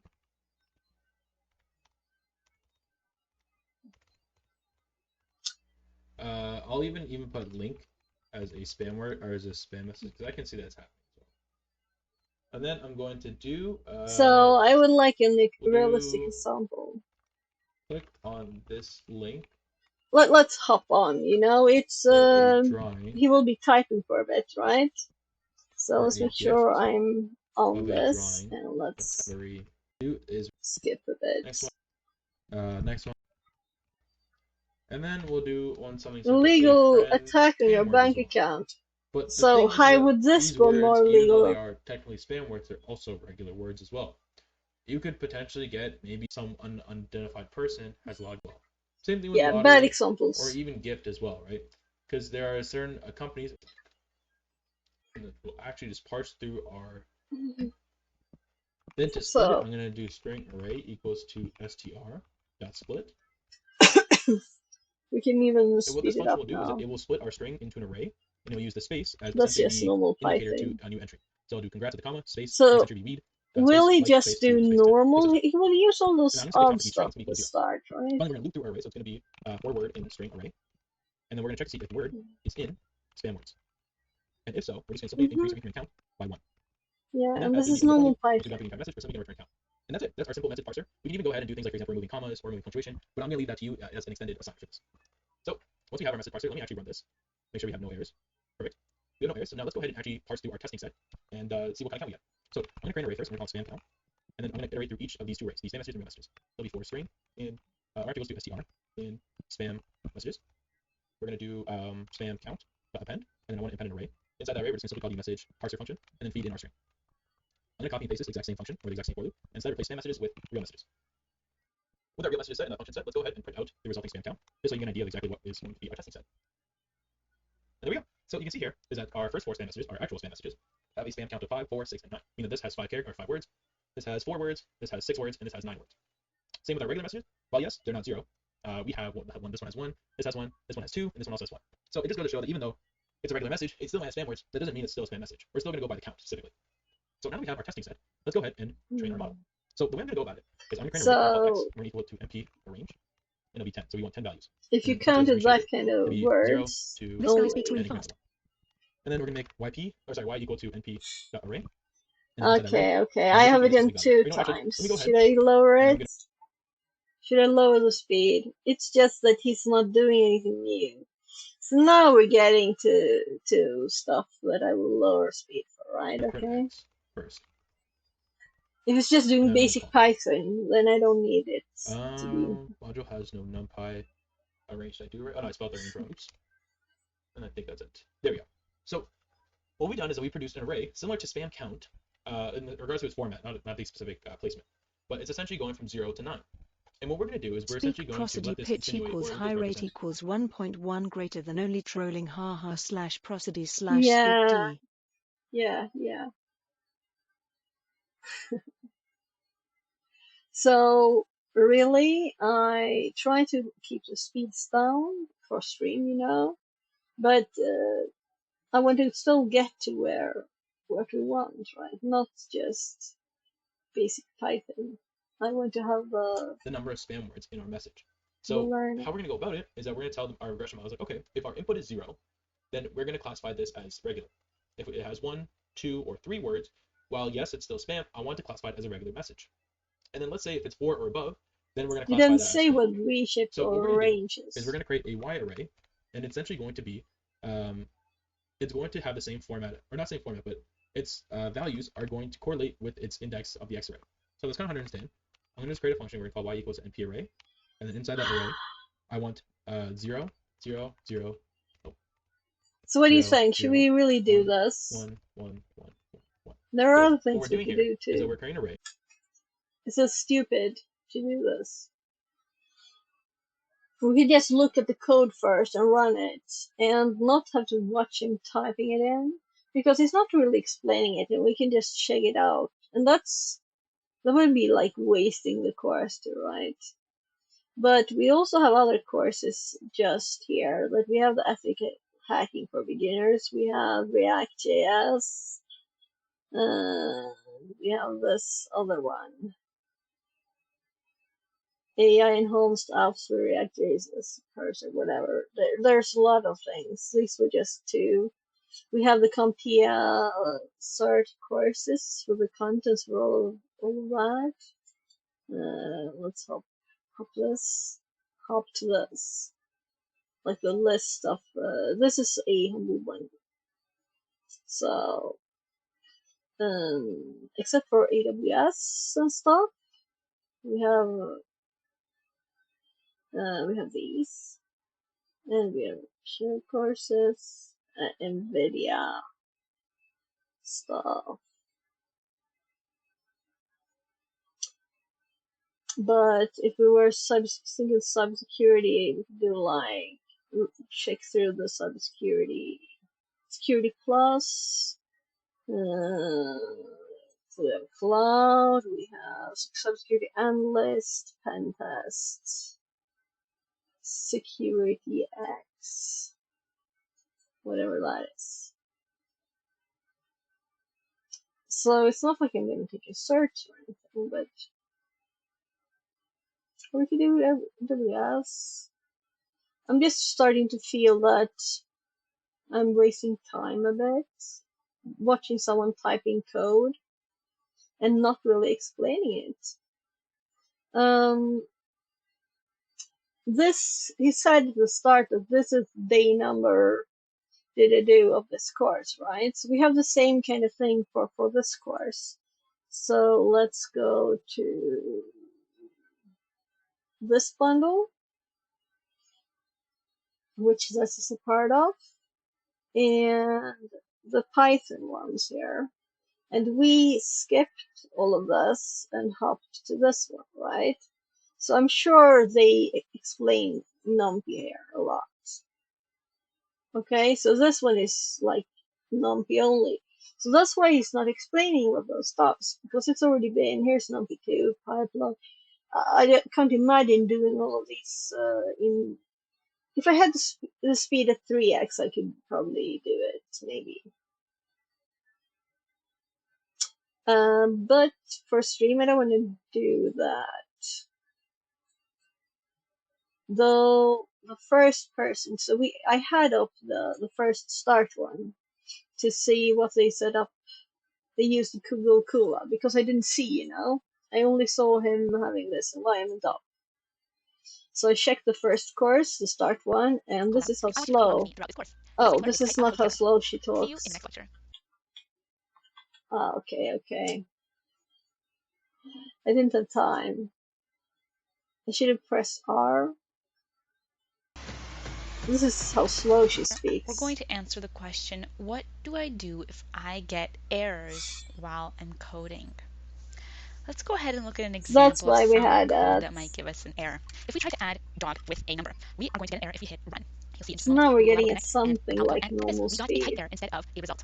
Now it may be intimidating and scary to say type error, but not to worry. All you have to do is search. It's almost normal talking speed when you're doing 3.1 times. So that's sorry about. At least this one is speedier than that. And this first index is going to represent the output of this right here. Yeah. The second one will Let's correlate to try this one. having Third it one will two. correlate to this fourth one will correlate to this one, and so on and so on. Oh, And now we spam got messages, normal this for talking example will be the speed. fifth entry here.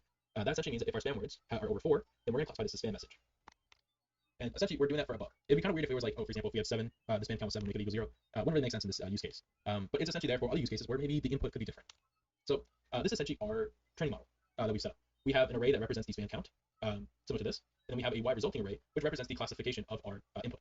Again, our x array is the input that we're feeding the model, and our y is the classification of that input. And the thing is, for our use case, we're only working with one input variable, but you can go for multiple as well. I'll explain that later near the end of the video how you can move. So x and y again, but not with the same meaning, I'm assuming.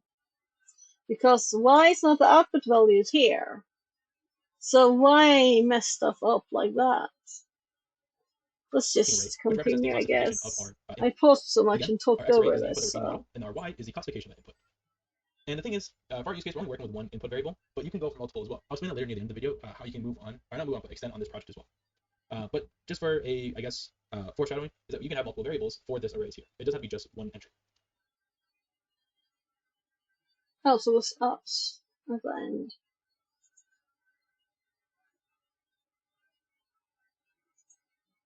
So now we have our training model. Let's go and create our logistics regression model. We're going to make a variable equal to model, and then call the logistics regression. Make sure you call it exact function. And then we have to essentially apply, or our parameters has to have a solver and a random state. So we're going to make the solver and make sure specific string, lib linear. So make sure you have this exact parameter. Also make sure the random state is equal to 0. It's essentially just setting the C number for our random values boolean. So I'm going to pause it. No, I can't so now we have our solver and our random state. We have our actual space should be a pause, not the button I'm active on. So I want to see that. Logistic regression of aka logic, max, and classifier. In the multi-class case, the training algorithm uses lambda-ds rest OER scheme. If the multi-class option is set to OER and uses the cross-entropy loss if the multiple option is a phenomenon, as if I knew any of these words, right? So we have another function one that I don't know anything about, but I'm not gonna dig into this time. I'm going to just let it continue and see if it becomes clear what it Essentially, apply does. our parameters has to have a solver and a random Because set. So nothing we're going to make else a solver here and is make sure it's a specific string complicated. lib It's just right here. that I don't know So make sure you have the this exact function parameter. names. Also, make sure the random state is equal to 0. It's essentially just setting the seed number for our random values. Because again, classification can be based off random variables as well. So now we have our So solver and let's our speed random state. down a We bit have so our actual model everybody set. hears. But again, we don't have the model fit for our His training set. voices. We simply just have a model that exists. So to essentially fit it, we're just going to call model.fit, and then we're going to feed it our training set. You know, actually, I think this will be easier. Let's call this train x. And we're going to call this train y. So I'm going to do train x like that. Why will that be I better? would be causing error, so we train x and train y. Perfect. So now that we fit our model with our training x data and our training y data, keep in mind you can also do the same thing here. So you can go all in one line. It'd just be model.fit, train x, and train y. But I'm going to make it a little bit easier to explain and have them separated. So now we fit our models. Let's actually go ahead and look at some I think statistics the for our other model. one is So better. we're going to call the model, and we're going to do classes underscore. This will give us an idea of the classes that are assigned for our model, meaning that we only have two classes, whether it's regular or spam, and that's based on a binary classification here. 0 represents the regular messages, and 1 represents the spam messages. Let's go ahead and predict the probability of our data, specifically our training data. So to do that, we're going to do model.predict underscore probability, so that's proba, and then we're going to fit it the train x data. This essentially is just representing the probability that a value can be on. Why would someone not call the function probability instead of proba? Why? I mean, it's not bad to have long names. It's just nice to be able to read the one side or the other actual side. normal So what it's saying is speak. that for our first input data where it's equal to 0, it has a probability specifically around 3/4 chance of it being a regular message and a 1/4 chance of it being a spam message. And you kind of see here it kind of gets higher and higher, especially with the higher values. For example, 9, we have a 0.97 or 97% chance of it being spam and a 2% chance of it being, or I guess 3% in this case, a 3% chance of it being regular. So let's go ahead and what we're going to do is I'm going to show even more things about our model. What we're going to do is we're going to predict model.predict, and then I'm going to feed it our training data. So when you do that, we're going to get a resulting array. And if you remember, this is kind of what our y array looks like. Our training y model, right here specifically, all you can put as a comment. So, oh, sorry, comments are like, leave that. There you go. So once I showed you the training y model, you can kind of tell He it's has a the little bit same stupid. problem I We have. have 3 zeros in our actual prediction, and I believe that's 6, not 7. It's 1, 2, 3, 4, 5, 6, 7, yeah, 7 ones. So what Whereas in our actual language training was model, I the way in? we How? calculate What ourselves, we have 4 zeros and comments? 6 ones. So you kind of see here that one of them actually got mislabeled. And that's because that's just how our Oh, model I works can in regards to training. turn off In fact, we can the. see which one specifically. It is, so this is with 0 spam words, 1 spam word, 2 spam word, 3. So this is 0, 1, 2, 3. You can see here our probability was on the other end. We were actually at a higher probability of it being a spam message. I believe 60%, 62%, and this was 37%. So now you can kind of see that the probability is a bit different, and that could be because of our training set. Maybe we got to make it more unique, or even better, add more variables to make it even more accurate, which I'll show later on in the video. We can even go further than showing this, and we can do model.score, and then feed it the train x score and the train y score. Simply that what that does is essentially what we did here is that it will use the x data, predict it, then compare this array with this actual training array that we're feeding here. And then it'll produce how many out of these values we get correct. So we got 90% of the values correct, and that makes sense because it's, I believe, 10 values, 0, 1, 1, 2, 3, 4, 5, 6, 7, 8, 9, 10. Yep, we have 10 values here, and one out of those 10 values was incorrect, so that's 9 out of 10, 90%. We can also show a confusion matrix.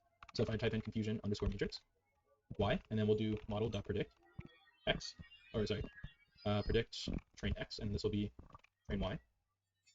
You can see here that one of them was mislabeled. And essentially, if you don't know what confusion matrix is that it is a matrix that represents values that got predicted correctly and values that got incorrectly predicted. So the first row here is values that are message as So regular. that's why they These are use regular the messages. Y So we know that to compare essentially, sorry, or this to side here is get going to it be started predicted. too. I don't know. And this side here is going to be actual, I'm pretty sure. Essentially what it's saying is that we have 3 values that were predicted to be regular, and they were correct. They align. But then one of them was actually predicted to be regular, but it was actually, so one of them was actually predicted to be spam, but it was not. It was actually regular. And the same with here. And essentially what it's doing is that in the corners, so 3 and 6, means it's correctly labeled. But if the other corners, so for example the 0, and if this one here, if it was 0, that means it was 100% correction, or it was 100% predicted. But we got one wrong, and essentially that's shown in the confusion matrix. Next, let's go ahead and now use our testing model. So what I want to do is I want to create a text x value and a test y value, and we're just going to make that equal to So when I started spam looking count, at I this believe. course, Yep. I did not And then know I'm that going there to set were. messages here. So It was at like if I was correct, so the first 4 quite values are going late, you know. So let's hop that back. But it's like 1, 2, 3, 4, 5, 6, 7 courses before it, right? And they assume this knowledge here.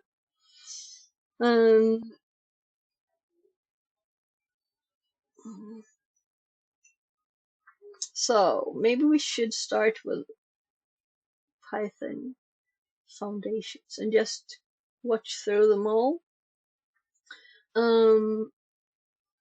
But that's not what I wanted to do today, at least, right?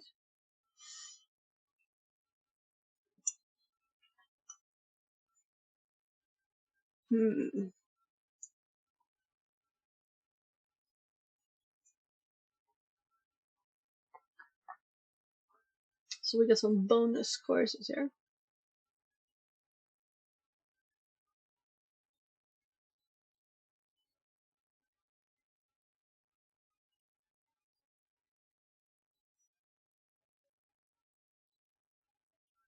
And after this, there was Excel. Excel to Python masterclass. Yeah, I will never use Excel again.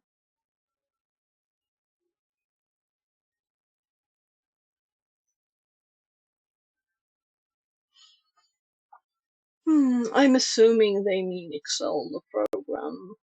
If they mean something else, like actually to Excel, they wouldn't say Excel to Python. Or what? Excel in Python.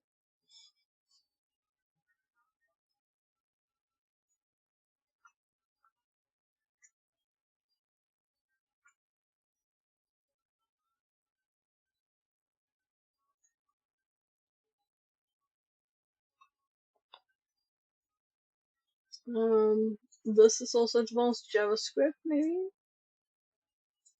But React, right? That's what's... I should learn that. I should learn all JavaScript stuff, but I realized it was like 20 years since I actually used JavaScript more than a little bit. Time just flies like crazy. It's amazing how long time is. It's just poof. So I will continue this video and I will see ones, after and the last four values that. are going to be zeros. So let's do 0, 0, or sorry, 1, 1, 1, 1, and then 0, 0. As I want 0, to know 0. exactly what it's doing, you know.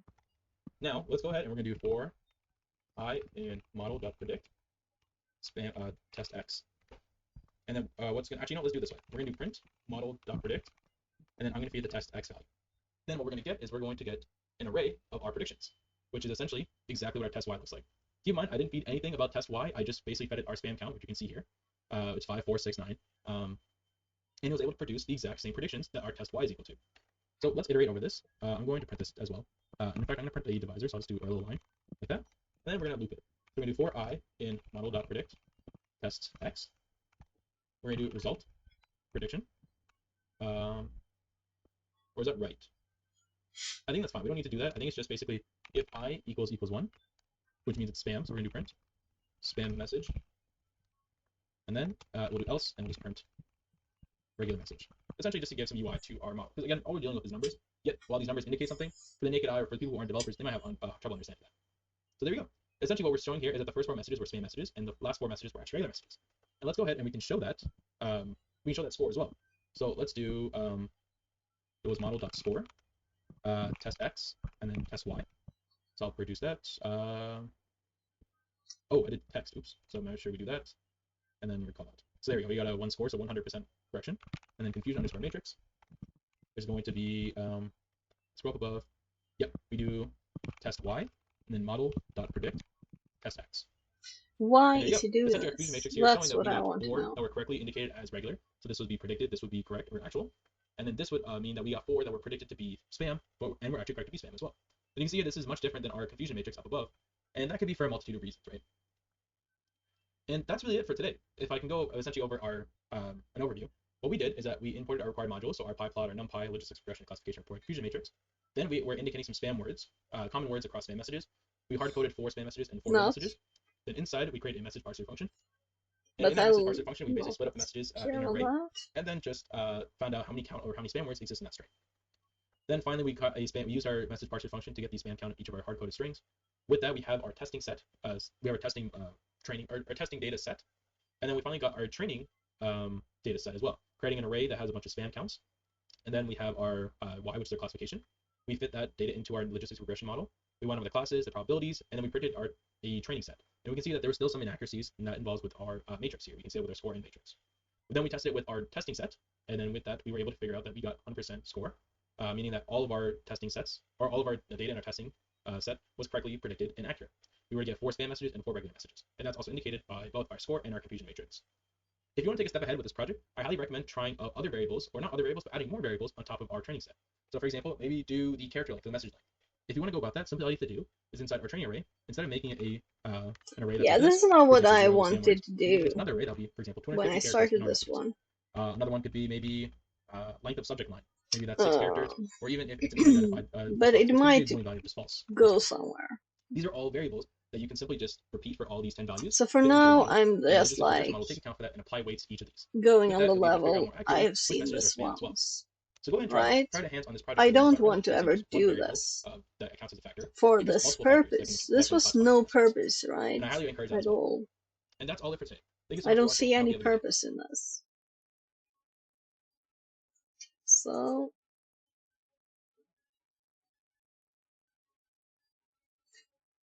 should we start this one, or should I do something else? So I might listen to this off stream instead, right? Just like, but there's so many other things I can do that, to be honest, I didn't think this was good, but also I hopped.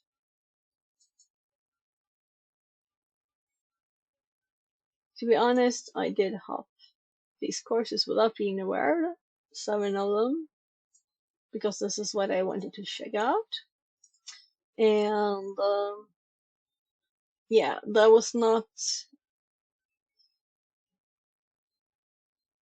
it wasn't what I wanted exactly. And I might have like useful, I mean, I might have learned something, but I probably should know a bit more about NumPy and some other stuff. Pandas is also a word that makes me like, but right, I saw it a little bit in that course. I didn't finish because it was very, yeah.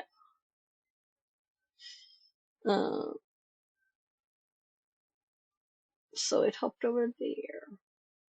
Yeah, so I did made a group. I renamed this group here to Making Verb Extensions. So, oh, let's close this. Why did we have it open here? Did I move it to that screen? I guess I did. So here I opened up their last document.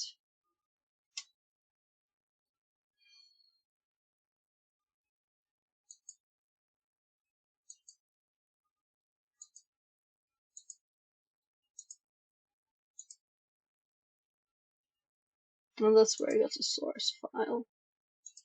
There. Oh, this is my camera. Why did it open up that? Here we just have a little. We did CTF stuff before.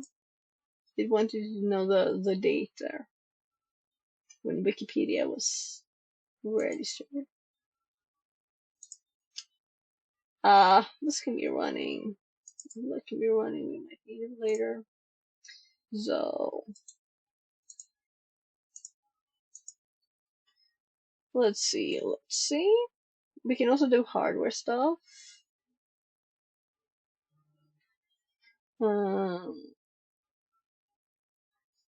What do we want to do? I still want to do this that I wanted to do, but let's do it by not the course link, right? So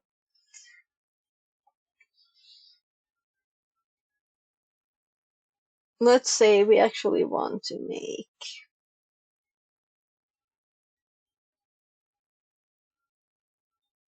train some model in not that way, right? from something useful. I think it was later in the course, but I feel like I might need to go back to the other ones and learn more about NumPy and other stuff. First, then,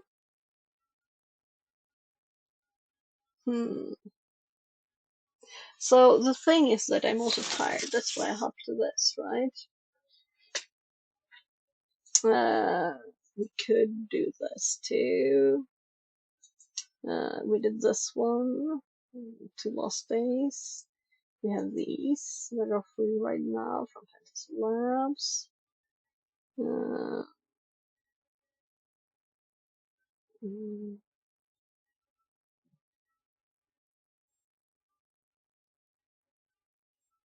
Folks right smart. Let's hop back to starter. Maybe we should do another course that's like mega basic one, maybe. Right, so just hop to the start of the one. So let's just read the names here. Introduction. Okay, variables, operators. Listables, variables, conditionals, ifs. Yeah, so I'm assuming I know everything here. Classes and options. So I'm making a Python course, right? I just don't like some stuff.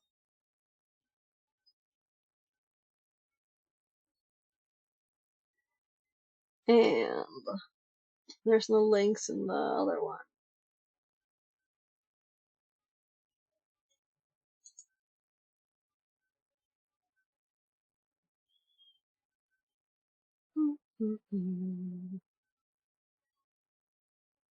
So what I really need here is the list.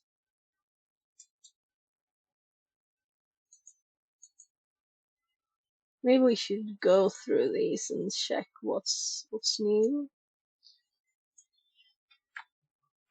So, oh gosh, I imagine learning about variables in slow speed speech.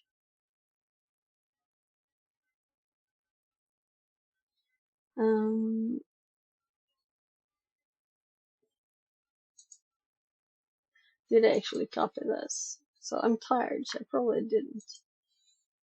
It's not 2 a.m. yet. And there it is. Now let's submit in a new tab so we can hop back to this for the third time. So what will we learn? How do computers make decisions? Work with numbers, repeat tasks, search for data, store data. How fast are algorithms? What is binary number system? What is Google Colab? We just used it again after last using it 2022. Once making a test file and saying this is so slow at the end of it and never going there again. What if I get errors? Terminate session. Enable cargo mode? That's some Google Colab thing then. Let's click that. So there's something I don't recognize, so let's look at the video. And we can continue scrolling here later. So I think this is actually now all the time instead of this. So the loud noise at the Hello start. everyone and welcome back to our Python coding course. In this lecture, we are going to learn how do I enable Corgi mode in Google Colab. This is a fun mode that enables corgis to run at the top of your screen, and we're going to look at some more settings as well in Google Colab. In order to enable fun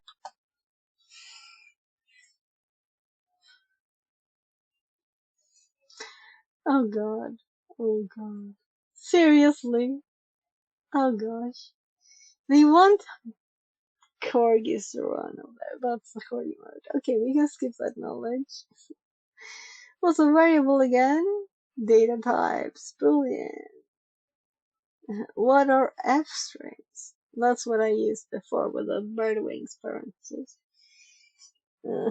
Simple arithmetic operators mod. Floor division. So it'll be something simple. They just call that, I'm assuming. Oh, let's look what floor division is.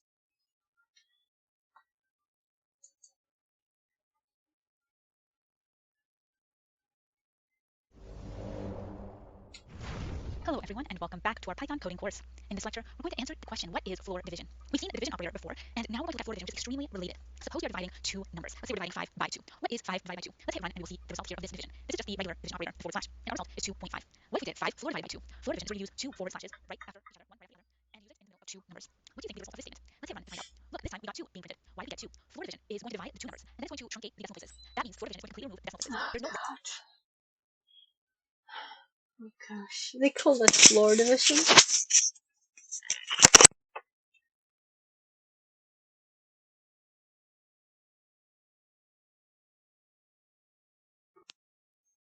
So integer division. And they call it floor division because they don't know what integers are or what.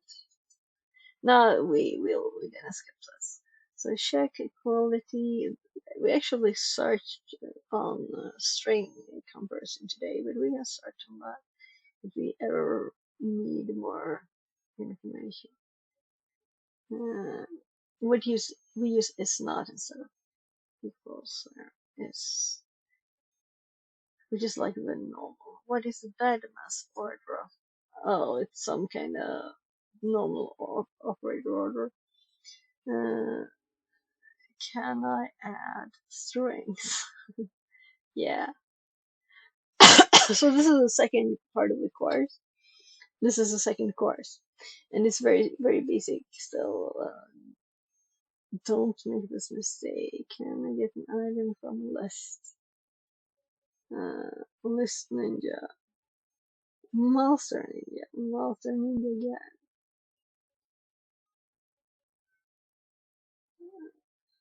It's just list stuff. If statement. Can I make an if statement? Yeah, okay, so we have I want to delete this one. So that one is done. So let's check here. What is the third one called? Real world application. So basic programming stuff, some Python specific stuff. And let me to search for this. And it might be on the second page. There it is. Let's open a new tab. So, encrypting messages, decrypting messages. Bill and auction, text-based calculator, handler verified. Yeah, we can do this. Why not? Maybe I'll think of some fun things with this. Now let's just hope that it's speedier speech, right?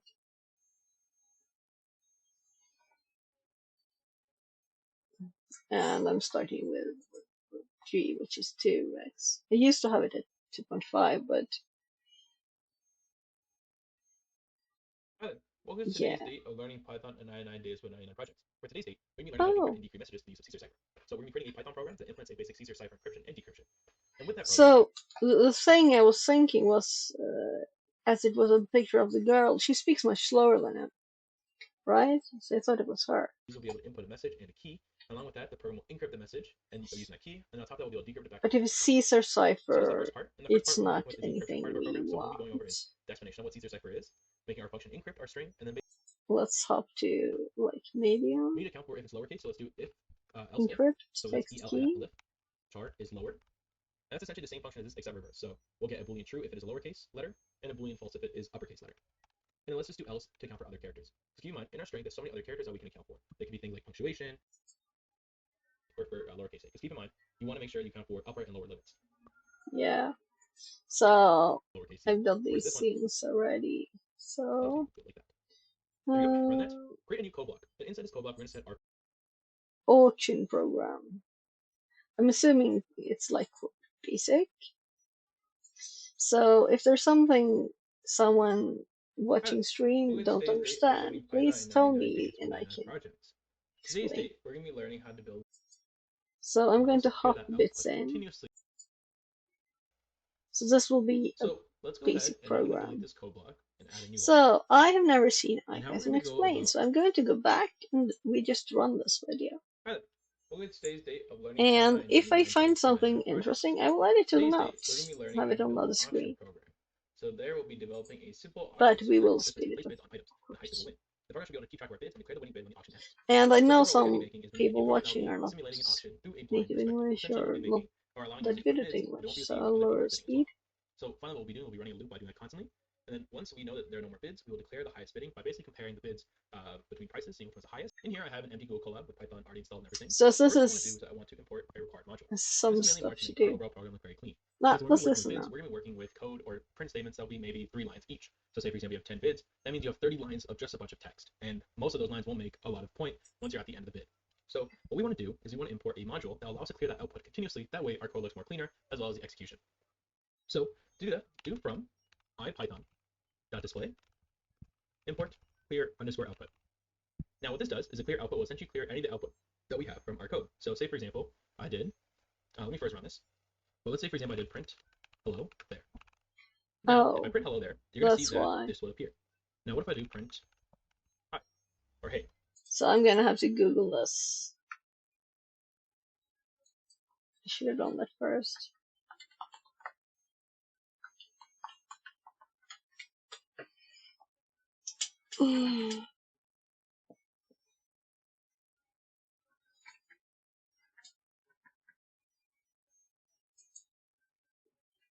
Command shell for interactive computing multiple program. Yes. IPython, interactive Python.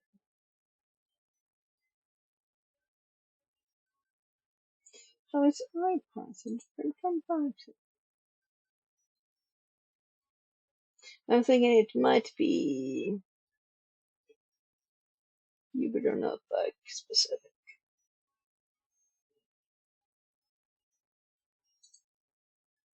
I still haven't seen it, right? So let's check it out. But maybe it's not anything that's interesting.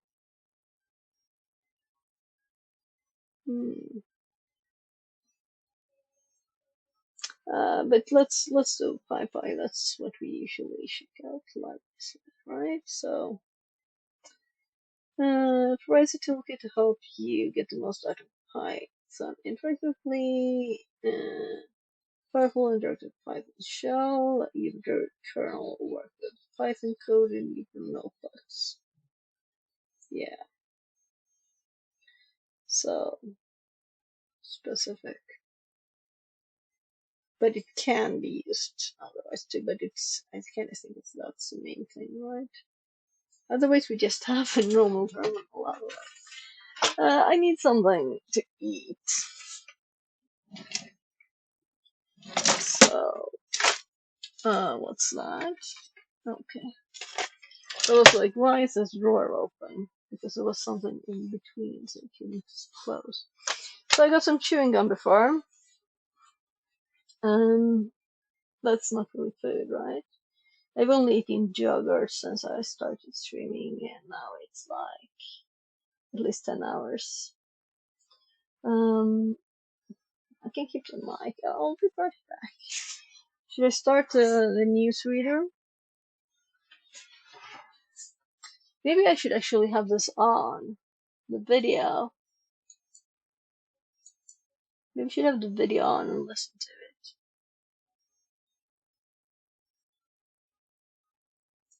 Now you can see those 2 lines here. Now what if I don't want to see hello there? Well, what we can simply do is just call the clear underscore output like that, and then we'll only see hey. There we go. Yeah. Let's run the news. Right. So it's kind of good. I can listen to Now that might seem kind this of pointless in basic regards to stuff this while example because I you just say, well, why don't we eat. delete this and just print that out? Well, you're going to see exactly why this would be really important for our execution to make it look clean. So let's go ahead and delete this code block and add a new one. And how we're going to go about approaching this is to make a dictionary of bids. Now, this dictionary of bids is going to hold objects, and each object is going to hold a name and a price. Now, to make a dictionary, just make it equals to curly brackets, and this will dictate Python to make it a dictionary. Finally, we also want to make a Boolean statement, and to do that, just do bidding underscore complete equals to false. Now, how it's going to go about it is that we're going to make a while loop that's going to be running infinite amount of times, and it's going to continuously ask for the name and the price of the bid.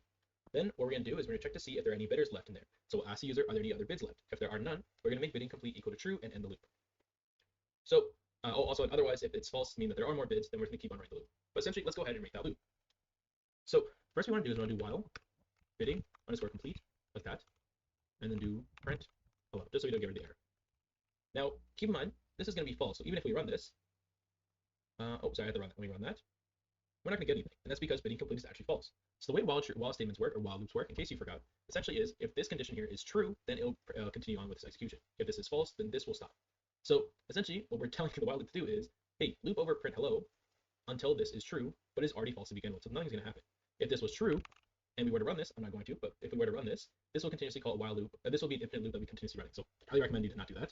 Just keep it false, and we'll just keep it theoretical. So to do this, make sure you do while not bidding complete, and make sure you don't run this yet because this will cause an infinite loop as well. If you do run it in an infinite loop, you can simply stop it, so that's okay. So don't worry about that. So let's start with the first part of our loop, or our logic loop. Well, we want to first get the name and the price of our current bidder. So let's make a variable equal to name and make it equal to input. And similarly for price, make that equal to input as well. Now inside input, we want to input, or we want to have a string that will basically represent our question. So let's go ahead and write, please input your name. So this will basically print this, and then there'll be a little empty line here that'll tell the user. Actually, we can run it now because I think it's just input. There you go. That'll just look like this, a text box that you can input as well. So let me run that. Clear output like that, so we don't have to see that. Let's do the same thing for our price. So we're gonna do please input your bid, like that. I'm also gonna make a new print statement. We'll just do new bid. That way, just so it makes it a little bit more presentable. Now we have the name and the price, but we also have to account for one thing, and it's quite common in the industry today. It's user error. What if I was a user and I was using this program and I accidentally put a letter within price? And that could potentially ruin your whole system, right? A letter could cause an execution error within your code, or compilation error, or sorry, not a compilation, an execution error, sorry. And then that could ruin your whole program, causing you downtime for not only your auction program, but for the whole entire business. So that could become a big issue. So we have to account for things like that. So for this case, it's only going to be simple error checking. I know in industry today there's a huge wide array of error checking and basically making sure our programs don't fail. But we're going to do simple error checking because that's all we really need today. It's just a Python program in the end.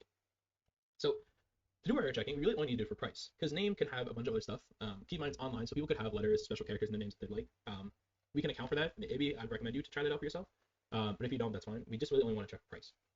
So let's say, for example, price is letters, and if price was letters, that could ruin our whole system. So to check to make sure price only has numbers, which is what we want to work with, simply call price is digit. This function will return true if it is only if the string is only digits, and false otherwise. So to do this, what we want to do is run a while loop. In while loop, we want to do so if price is digit, meaning if it's true, that means, so if it's false, we want it to be inverse of that. So we want it to be true. So we're gonna do while not price dot is digit, like that. And then this would run if the price was, say for example, had an A or B or C in it. We're gonna print an error log, so do error. Please enter a number. And then we're just gonna do this one more time. Copy and paste this into here. Also, let me put a dollar sign here so it looks a little bit better. That way it makes it look more like a price. So now that we have that, let's go ahead and run this. We have new bids, we'll put a name, we'll put my name. And then please input your bid. So we'll do something like, let's try 56. So you can see that worked in through, but we have now a new bid, because again, it's an infinite loop, but don't worry about that. We'll do another one. We'll do stream in like that. Or no, we'll do John Doe. And then let's do ABC. You can see here we got an error. Please enter a number. Please input your bid. So we can see that we now have an issue. We have to enter a number, and if we do, we get a new bid. So there we go. We effectively error checked it and made sure that our input here actually has a price, our number associated with the price. Sorry. So now that we have that, what I also want to do is, let me make this all caps actually, because that makes it a little bit pop out more. And let me do a new line actually. So to do a new line in string, do /n like this, and then Python will recognize this as a new line. So when that does happen, rather than having it all together, you'll actually make a new line and make it more spaced out. Please enter a number. And if you want, we can even give an error code. We'll do 100, error 100. So now that we did that, what I want to do is I want to go ahead and do input this price and name into our bids dictionary. So to do that, simply just do bids square brackets name equals to int price, like that. And that will tell the dictionary that, hey, for the entry that has this name, make the price equal to this. And keep in mind, you want to convert it to an integer, because that will allow it to actually work as a number and not as a string. And again, that's why we also did error checking, to make sure the string only has digits, because if this would have numbers, this code by itself would I'm back. and crash the program. Yeah, so So this I'm is gonna do clear output. not So I'm doing gonna put in anything where done with this bid, interesting. So now and it's then we're going gonna to have do one clear. last not a check or one final prompt task. We're gonna do complete and make that equal to input. And then in here, we're gonna ask the user if that is the end of all the bidders. Once that is all the end of the bidders, we will basically use a if else statement, check if that is true. If it is, we'll make this variable equal to true, and that will end the for loop. Otherwise, keep it like it is and continue the loop. So for this, we'll do complete input. Great. Are there any other bidders? So to do this, I'm gonna make it like this: yes or no. And inside here, we're just gonna do single letters. That way, the user doesn't have to manually put out yes and no and things such as that. Like that. And make sure it's single quotes. If you do double quotes, then it kind of gets out of this like string formation. So you kind of want to make it single quotes. Even if you do like this, Python's gonna read this as a variable. So make sure you do single quotes and you more could do like that. several Then do values quote and matching space to make it a both little bit better. instead. That's much There you go. prettier Let's check to make sure our instead output of looks doing good. that. So true. So you can do both 50 bucks. Y, Perfect. Great. Are there any other yes. bids? Yes or no? Perfect. So let's In other run that for case, and couple execution. Okay. So same case for this, or same with price. We also want to error check. Oh, that also I was have this prettier outside the while loop. to So do make it sure like it's that. tab and make sure that's inside the while loop. So, But inside here, I want to do error checking to make sure our outputs are only Y so or he's true. just Otherwise, we're using gonna a have clear output, right? I think so that's the only thing he'll be using.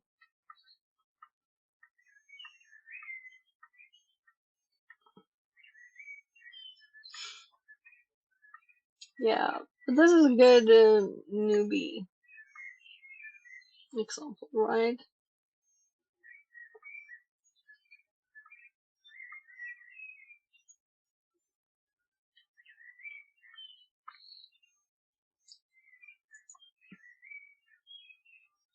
John Doe. Let's see him run it We'll do $43. with a clear output. And then we'll do one final bid. We'll do Jane Yeah, Doe. so there Let's say is. she puts a number or a letter in hers or a special character. So we'll do, let's say for example, she didn't read the dollar sign. So we'll do dollar sign 83. I guess like that. I don't know. Then we see that we have error code 100. Please enter a number. So then let's say we'll give her a bid of 100. And then finally, are there any other bidders? We'll just do no.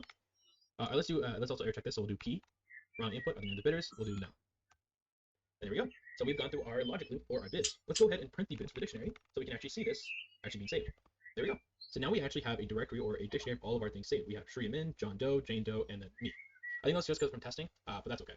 We'll just count this as two separate entries, guided two separate strings or names. Again, this is just a simple action. If you want to do IDs, that would make it a little bit more complex. But again, I highly recommend you to look into that yourself and try it out. And there we go. That's all for today's lecture. Overall, we did is that we went through, which essentially will ask for the name and the price. So the thing I was interested in was So the clearing out output, which is nothing I would actually use. So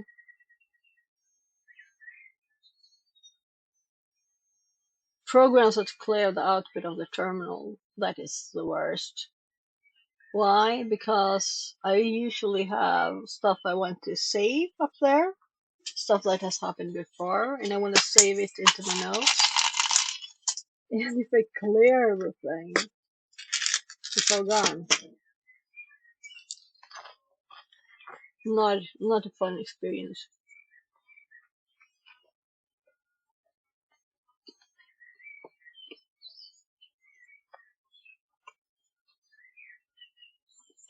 So they're continuing on the program, I'm assuming. Let's check through it a bit.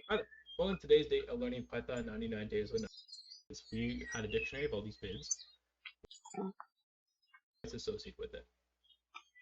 So in this part, we're going to be going over how to find the score largest underscore bid values within these objects. So we'll get Shri Min, we'll get John Doe. Just do an idea of how this. Simply just do return. So an auction isn't usually that you just give them a bid. And I'm going to press enter to make it look more organized. Or else it'll be kind of cause errors in regards to how you return it. So let's go ahead. Winner of this bid is an integer. So what do you want to do? Have a we did as we went ahead with the clear Oh well, let's hear what he said. In a bidding complete variable. We basically made a logic loop which allowed us text-based calculator. I'm mostly interested in if he's using any functions that I haven't done, and if he's not, I'm gonna hop to the next one, right? Now I'm just gonna run. Now for He's multiplication, using we can do clear the same output thing. because he 6 hasn't times got a 6 terminal and is using for this square root. horrible. Oh, not like that. It should not look like that. So he's Like using that. So if you math, triple but codes, I that's still believe not. we're getting these exact operations that we're working with. So let's go ahead and perform some error checking. To do this, I run it again. We have false, and that's because we're not accounting for the rest of the operation. And copy and paste this whole if statement like this. Because this, if this returns true, it's going to return true. If it returns false, it's going to return that regardless. So we simply just need to remove that, like here, and Python will recognize this. To do our error checking, check is true, it will occur, it'll clear the output, print the Some error, error checking is streamline this. So let's go ahead and put exponents, or let's put this code block. We're going to merge it.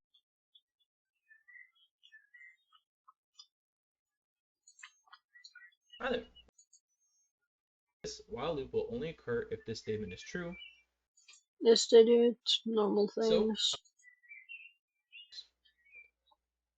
now that we have the operation and the two numbers, let's go ahead and calculate the result.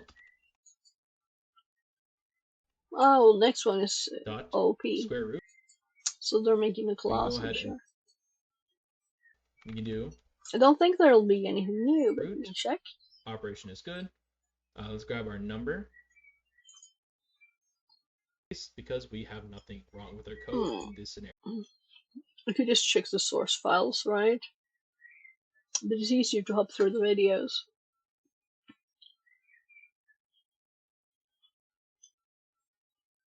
So handler verify orders program with OP. OOP. With this project, when we learn, users will be able to It's still shining. and or give us the price function for our class format. So we're going to do print. Say, for example, class apple. product, That would print be an product. object of the You would class call it product, print which will have the only. name apple and a price associated with That's not a good it. Same thing name. with the banana. It would be While they do product. both share the same organization that Dot having a print name and product. price, they are different in regards to the actual. So let's go ahead and show the actual properties in this. Now we already have a function.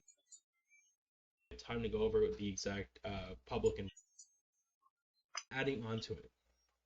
Think of it as, while yes, it inherits the product base class. If we were to make this just a product, So it would inheritance, be I don't know if I've had that. electronic.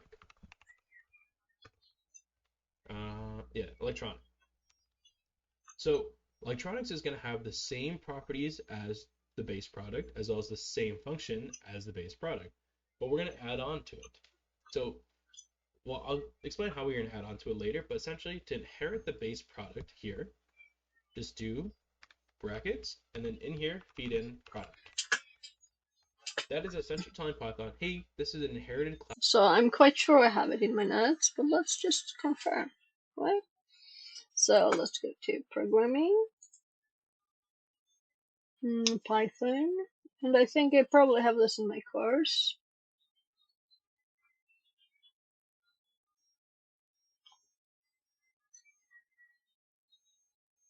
Python course.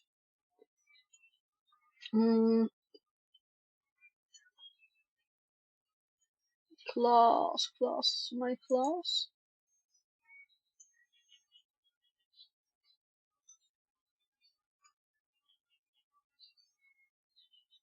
Yeah, here we have inheritance and super that the constructor of the super class. So we have that in there already. Properties. Only electronics has that, and that's essentially how inheritance works. Object electronics product.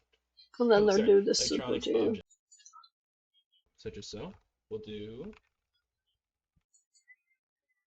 Only gonna have access to these stuff right here. But if we were to create an electronics product, then it'll have not only Electronic all of has this, games. but it'll also have the platform, model, and the games function. So let's go ahead and run this, and we're going to show an Okay, example of no this. Let's games. create an object called ys6. So it returns Make how that many equal games to electronic electronic. product has. It was a Then in phone, here, it we're was going to a feed in the computer, name, which is going to it was a call it the toaster. ys6 How many games does it have? I mean, you can always try Studio and Pro. click it We're going to and give it make a toast price fly of high and have a competition. That is a $579.99. game, right? So let's go ahead and make a final object. And then do Sorry self-state if I'm material. hopping, and if you think this is interesting, tell me and I'll pause, You can right? also access its base.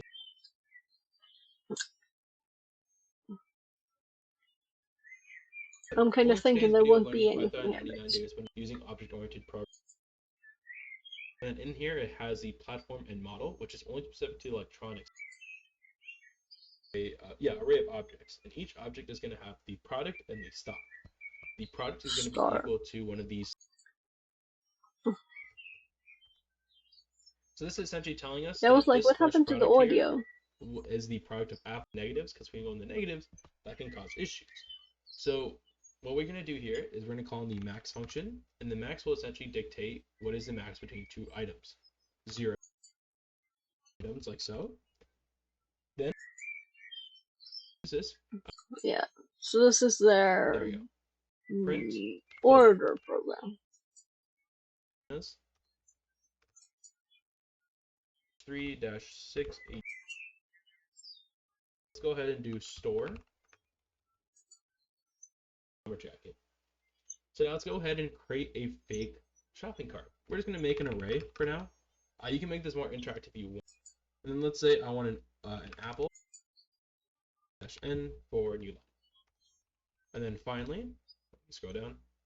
We'll do say there is stock 2222, and then they said that pros. something was an apple. It's $2,905. Creating our store So object. build a quiz.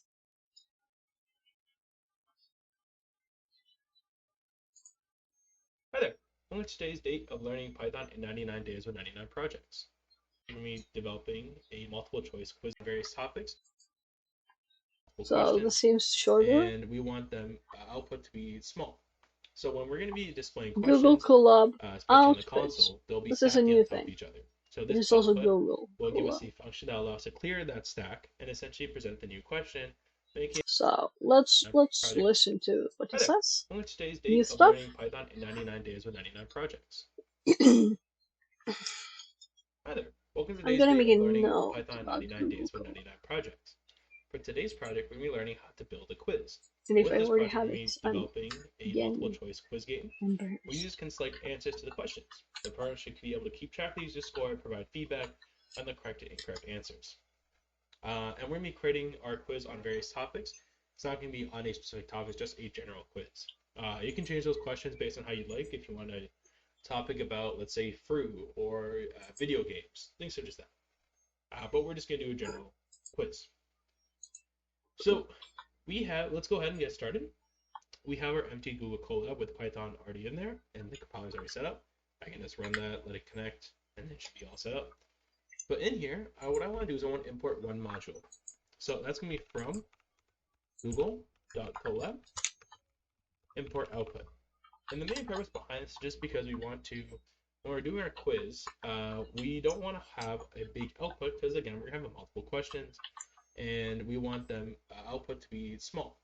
So when we're going to be displaying questions, especially on the console, they'll be stacking on top of each other. So this output will give us a function that allows us to clear that stack and essentially present the new question, making it not a very long output and making it more organized and presentable. So I'm going to make a new code block, and I'm just going to go over how our test is going to be structured.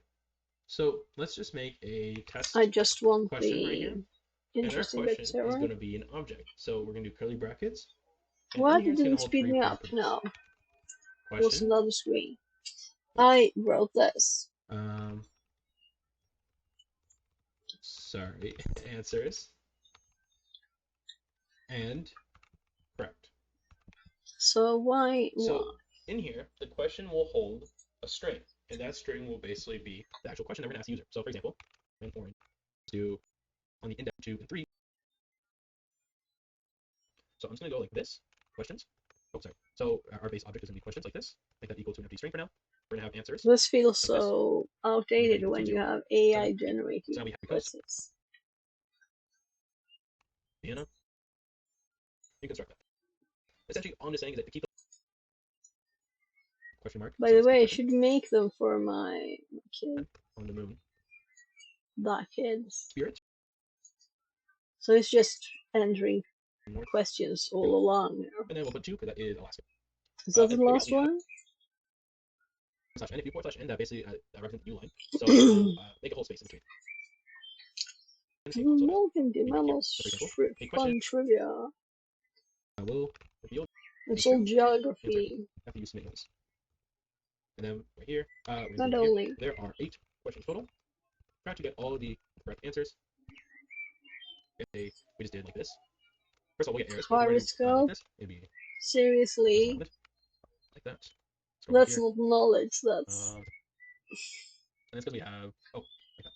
And then we have one there we go. And we run that. You see here, everything shows up in one line, and we don't want that. We want to actually be separated because we want to make it look a bit more simple. So let's do triple quotes at the start and at the end. And let's go ahead and format that one more time. It's like here, and then scroll down. I think it is right here, and then right here. Sure. So now we have this is a more organized way, and we don't have to use scrolling to figure out what the text is. And I think that's it for the first video. Or what we did for the first video is we went over importing our Google Colab's output function. We went over the formatting of our question. So where is he using the output function? The question will hold a string, which will be presented to the user, which is just the question. The answers will hold an array of 4 entities. Each of those is going to be 4 strings. Is the correct answer for the organization we went ahead. In the next video, we're going to be going over the actual logic loop for our It's quiz, just using print. It's not using output. And essentially incrementing score based on if it's correct or not. That's all for today. Thank you so much for watching. I hope you have a good day. So we hopped through this video to check out this output thing, right?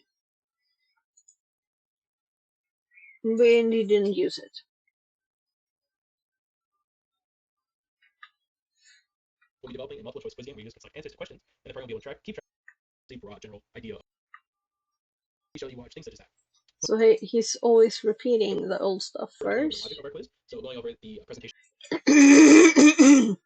And now what we're going to do is we're going to loop over our questions array, and then we're going to essentially print the question. I just want to see if and then he the used quiz it. will show the final output, or it's the final score, and the percentage of what they got right or wrong. So let's go ahead and print the question, print the which essentially means that for each question, did I do that right? Is he not going to use output when he imported it? it? Essentially put in variables within our string. So if we were to do 0 with the correct answer 0, and make it, or you can make it 1. When we do the input function, whatever gets returned is actually a string, not an integer. So that can cause issues with regard to our logic. So what we're going to do here is we're going to check to see if it's a digit. Now, here,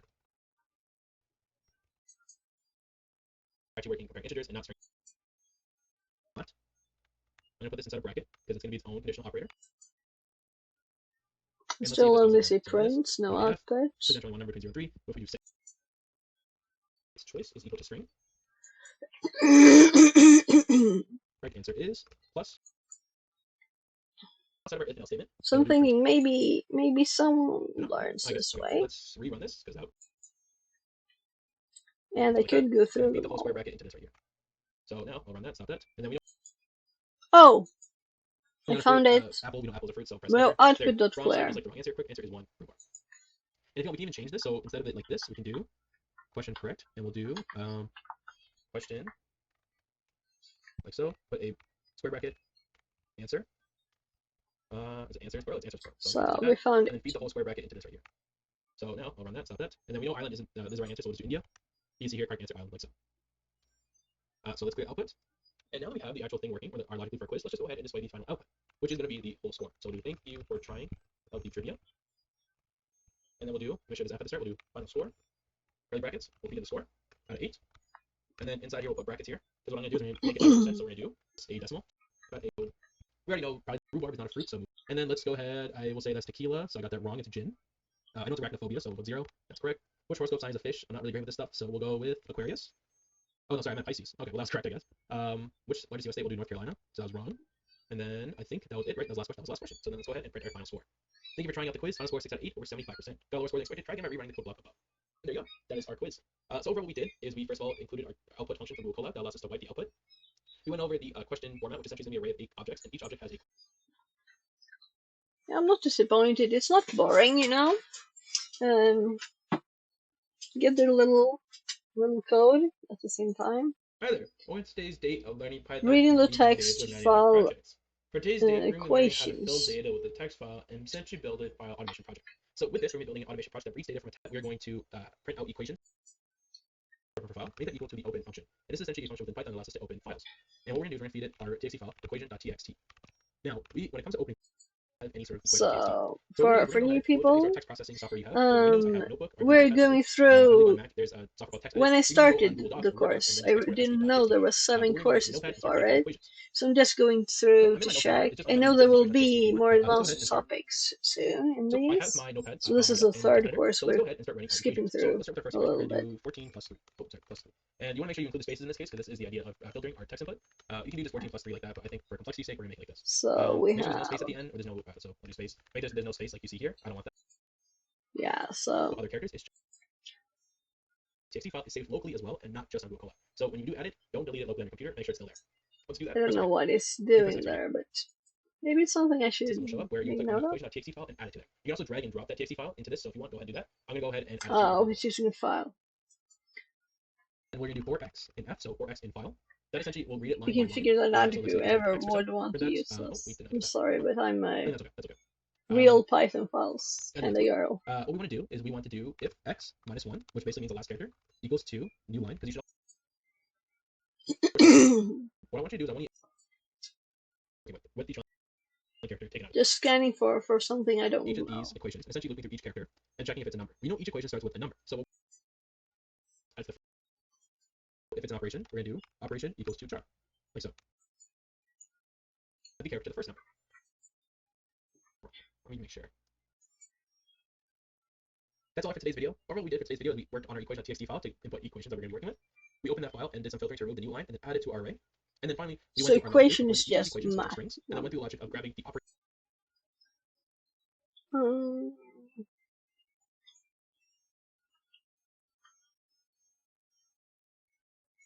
the first number, and the second number as well. In the second video, we're going to be going over now oh my combining these values goodness. together.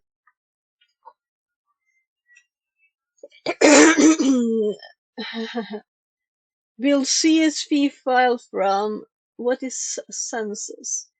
So maybe there's something I don't know in this. We just made a CSV to what's the format called? Oh gosh, my eyes.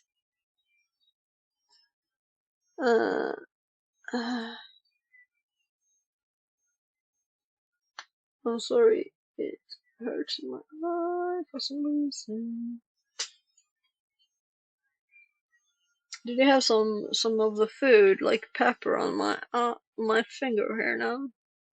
So we just made under CDF here the script today, CSV to KML. So this is today's before when we were doing CDFs. So for location services 1 and 2, they had the CSV files with location data, and thanks to this, converting it to KML and then imported it into Google Earth. You can see all the dots on the map and see where they were like clumped, and we could find out where this person lived and where he was going to school. No, where he worked and going to school. Yeah. So it's just basic googling the format and how it looks and putting in the data from the CSV file.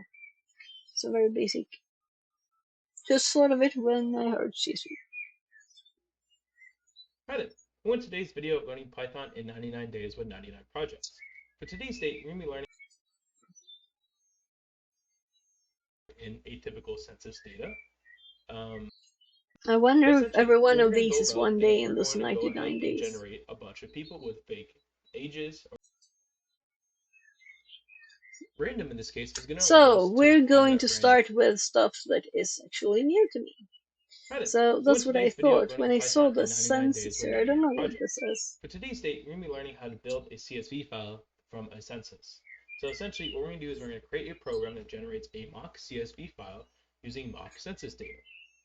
What we're going to do is we're going to simulate demographic data, organize it into columns within a CSV file, and perform further analysis on top of that. So what we're going to go about with today is that we're going to try to make a mock census data, which essentially follows a bunch of features.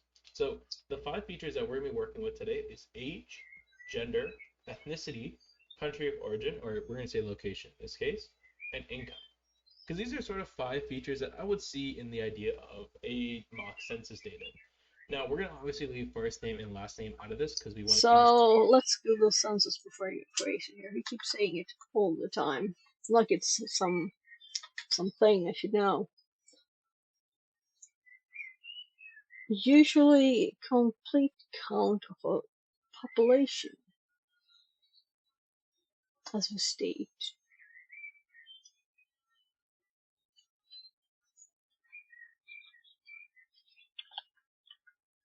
So that's what census is.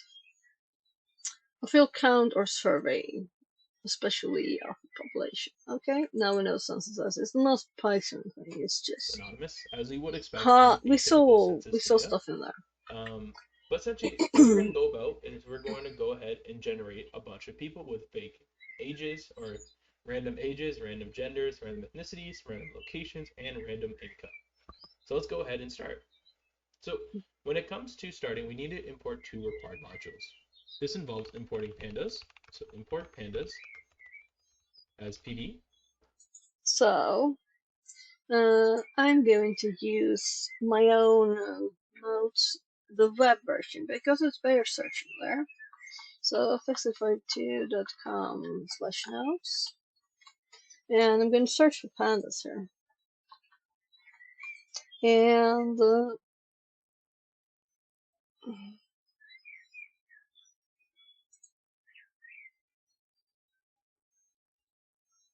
yeah, pandas is required here, but that's not, I don't use it, right?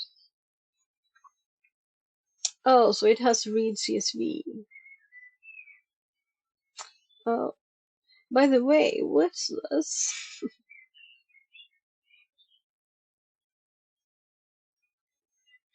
Ah, these are suggested projects when I ask for project ideas. That's what it is.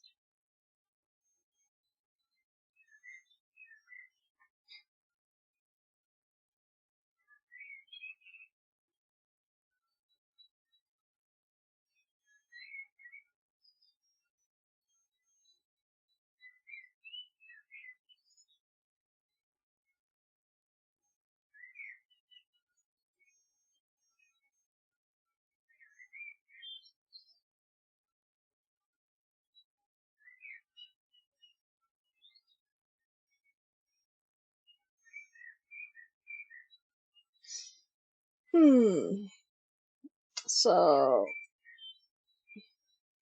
this is just a box, right?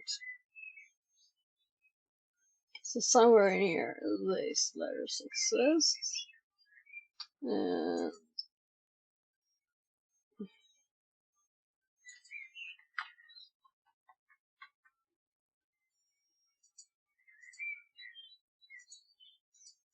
so just one hit and that's there. And in this one,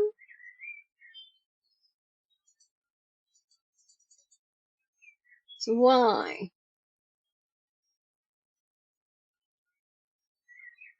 So I said this search was better, right? Let's search in the actual notes.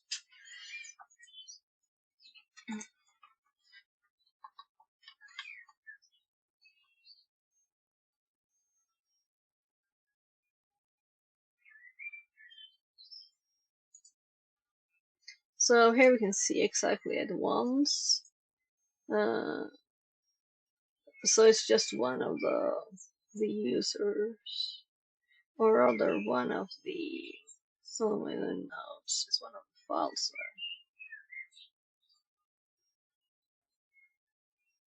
there. And here's the one we had with 3 entries. So these are the only ones.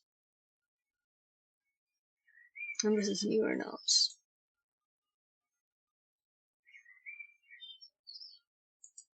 Yeah, I think we don't have anything really open now. So I just wanted to confirm I don't have any pandas notes, right?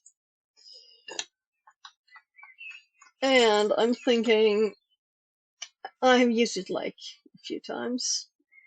Maybe we should have a libraries,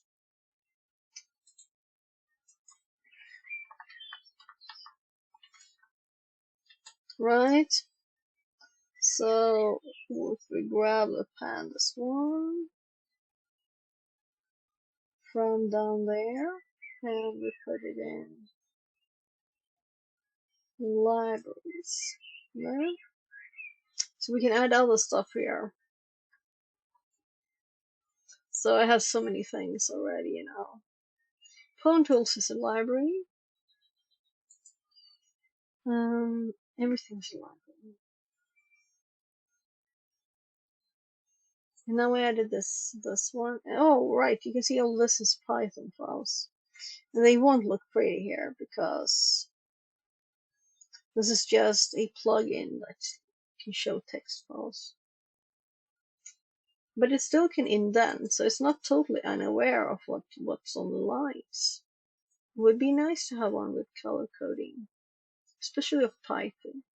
Let's do a quick search if we can find a plugin for Obsidian that does that. Otherwise, I kind of want to develop something, starting with something simple, and that might be, you know, maybe not the simplest thing, but some keywords colored, strings colored. You could probably do that quite easily.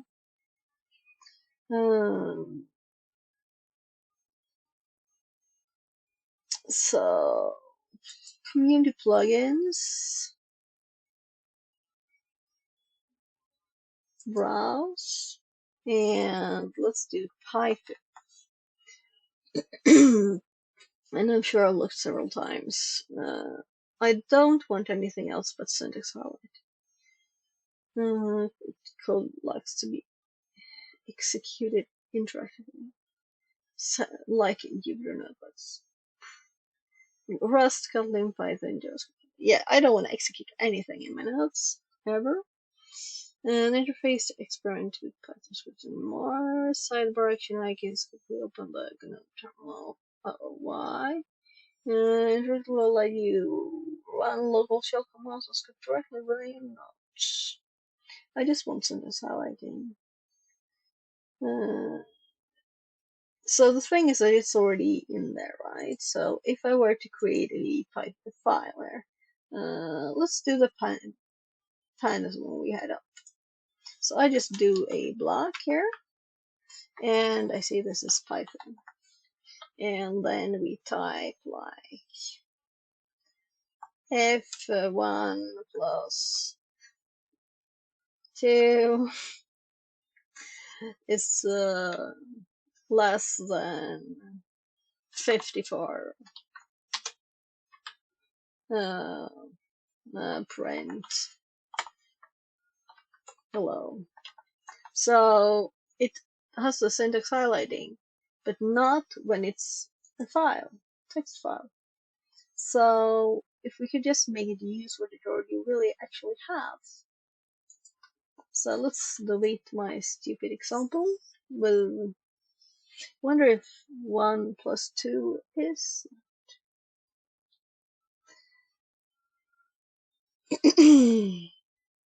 Yeah, so that search didn't work very well.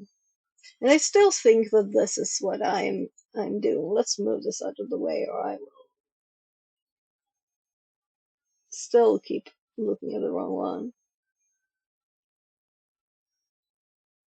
So here. No, we don't have that money left now. So let's make a Mammoth one, really, right? And confuse myself more. Add to new group, Mammoth, right? So this is Mammoth. This is Mammoth. Oh, I'm just learning this. This is also Mammoth.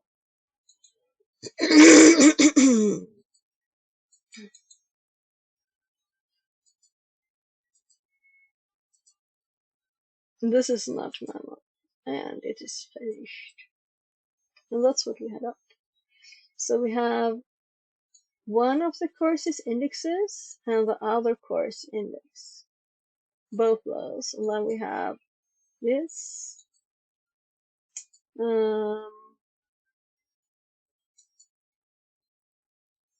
This is what we're doing in preparation to being able to understand all of this. So we need to know already how NumPy works and other things to continue on this video. Or we won't really learn anything here. Maybe even go back to this one. And we have, if we go back to this one, which I guess should be here, we have gone through this, and we're currently going through this one a bit quickly and just checking for new things. And this is the actual first thing that was actually using pandas. And I just want to confirm here. No, I'm sure there'll be stuff I don't know. We'll see after if I'll be like, oh yeah, I remember that now. Probably, but still. And import random. So what exactly Pandas is that it is a revamped way of organizing, reading, and manipulating data and data So we sets saw in the regards to CSV reading Python. there in my We notes, can right? use data frames, which is their own container that allows us to put data into that and be able to perform certain functions on it. Things like reading certain columns, exporting into CSVs, which we're going to be Let's do using. pandas PyPy.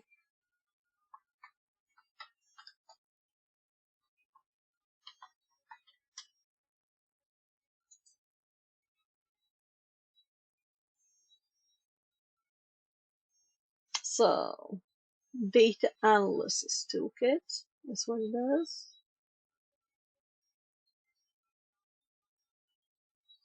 And that's why you can read the CSVs, because it can then analyze the data.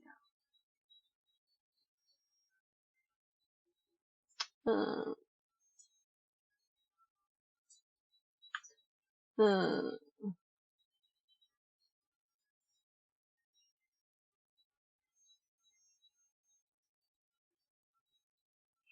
Powerful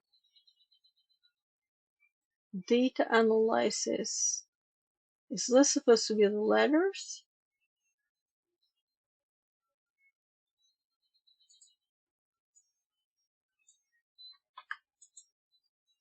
Pandas is a Python package that provides fast, flexible, and expressive data structures designed to make working with relational or labeled data both easy and intuitive.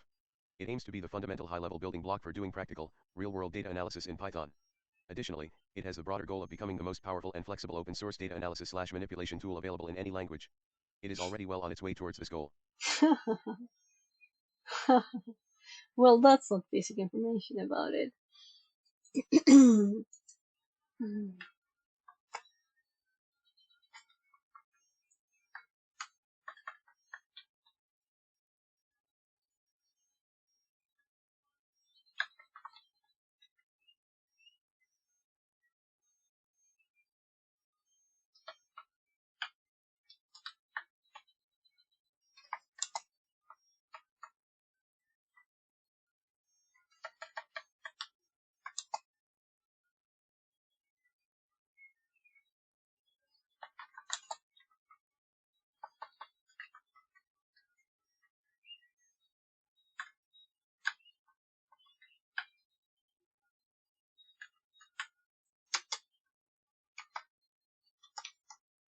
Oh.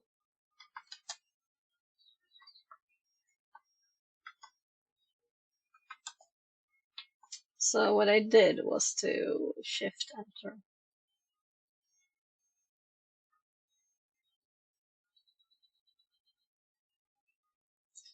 Data analysis.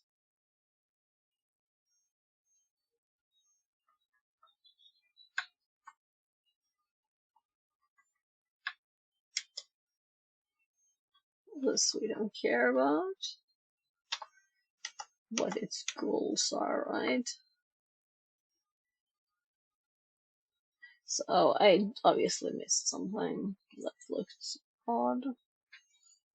So I closed the page. I'll just have it open again.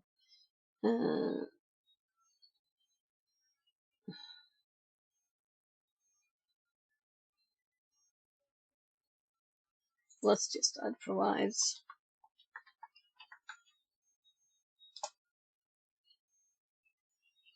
No, this is not useful. Bad.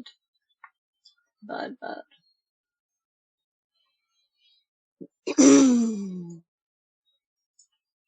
Let's do this instead.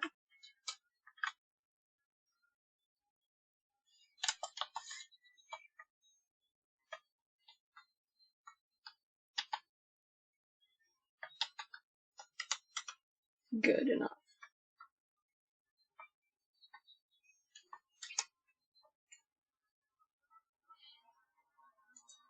We make stuff.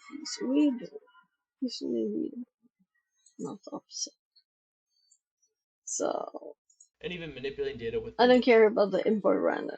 So I know that. that's what we're going to be working with But today maybe we with should have pandas, notes on and it. it's going to be especially helpful as you see later on in this video.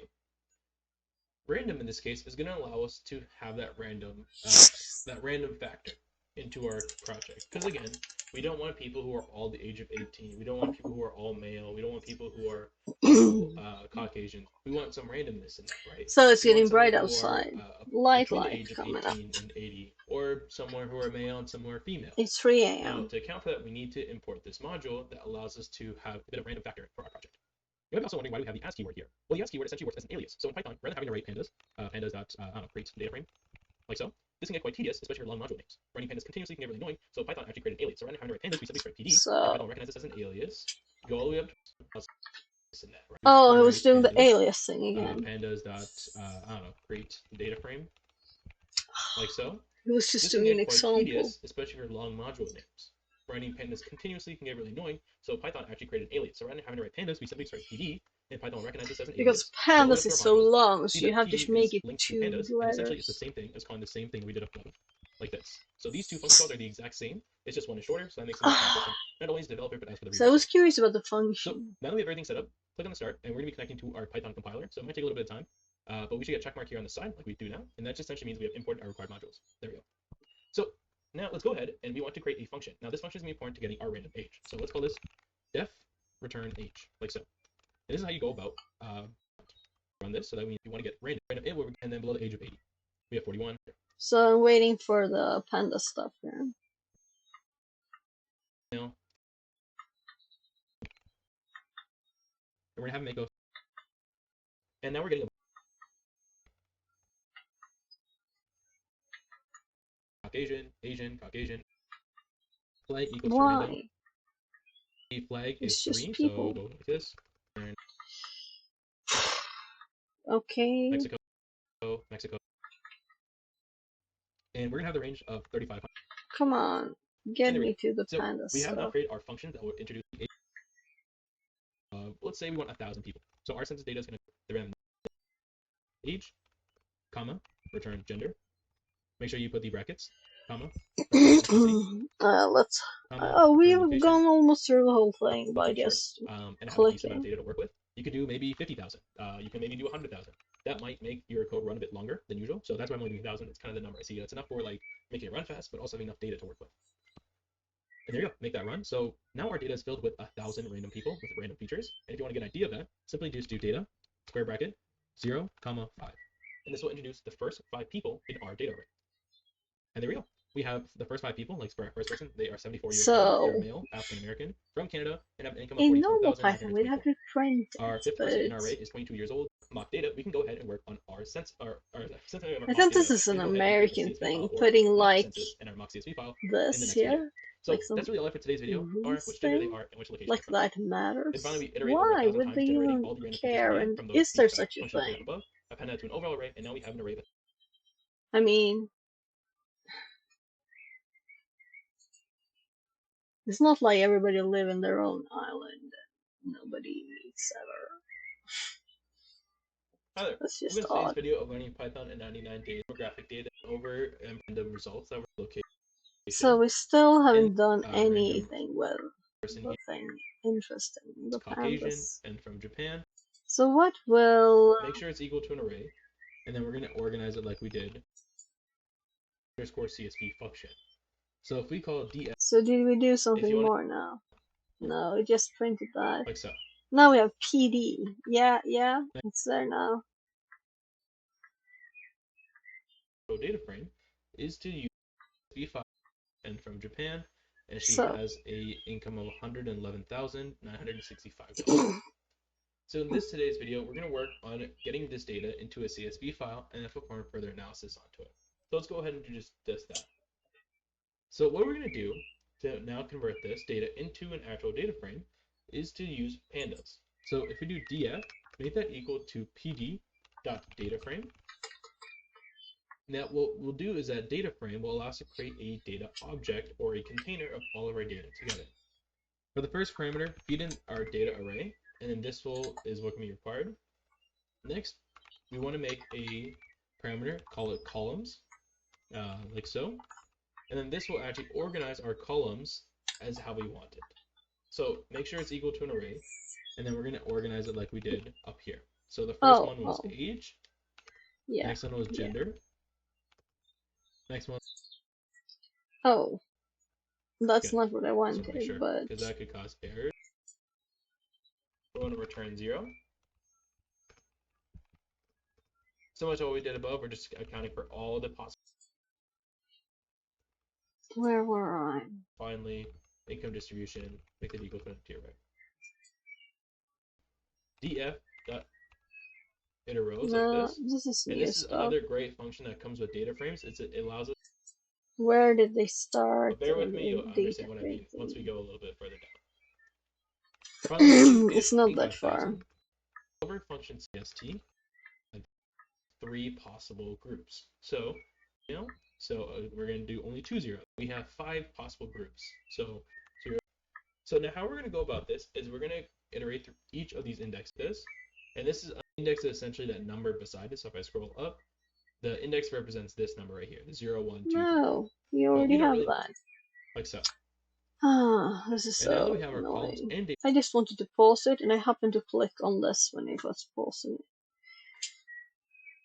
So if I could just use space to pause, and it not doing minimize, maximize, or whatever I clicked last. So I'm just typing.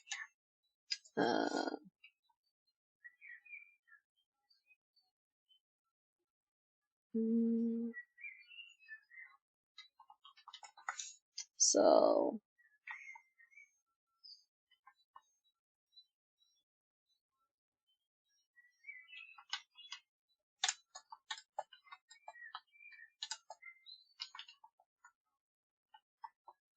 I guess I would say list.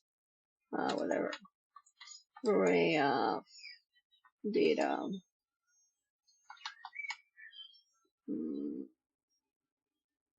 About people. Columns equals. I'm not gonna bring all of them. I'm just gonna do like age.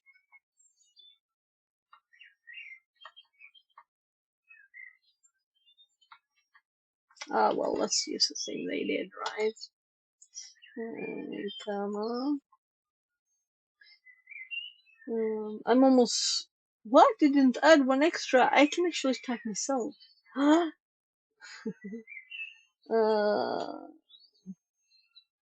Location.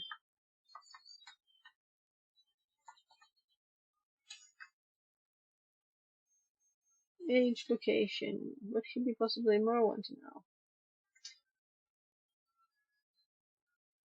Like interests. But that would be more than one, so let's not complicate it.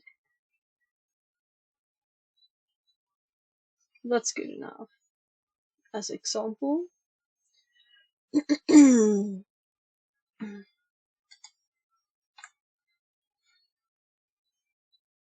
This will become more complex. And the more I differ from their example, it will be different. So let's actually download their example.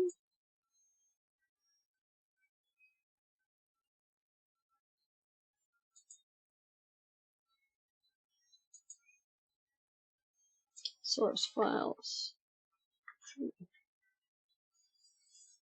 But this is not machine learning, so I guess we do here.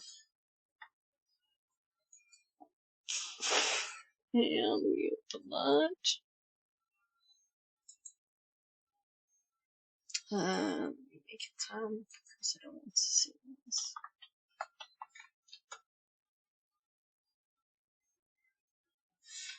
Source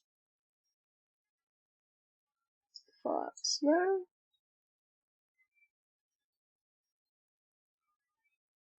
I'm just slowly scrolling up.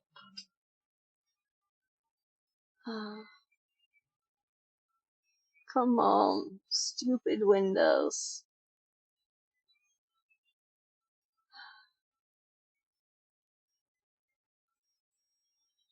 Damn. Why scroll in that speed? Why? Who would possibly want that?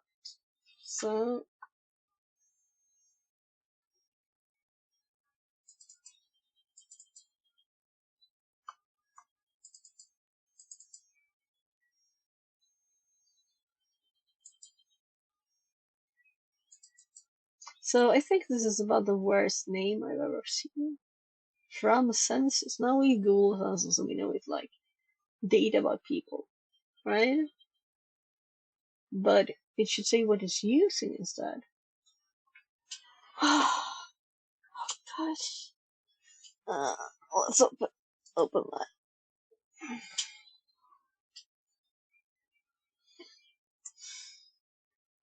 And we don't have pandas even.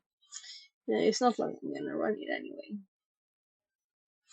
So what I wanted to do was actually to keep this file in here, and it wasn't it.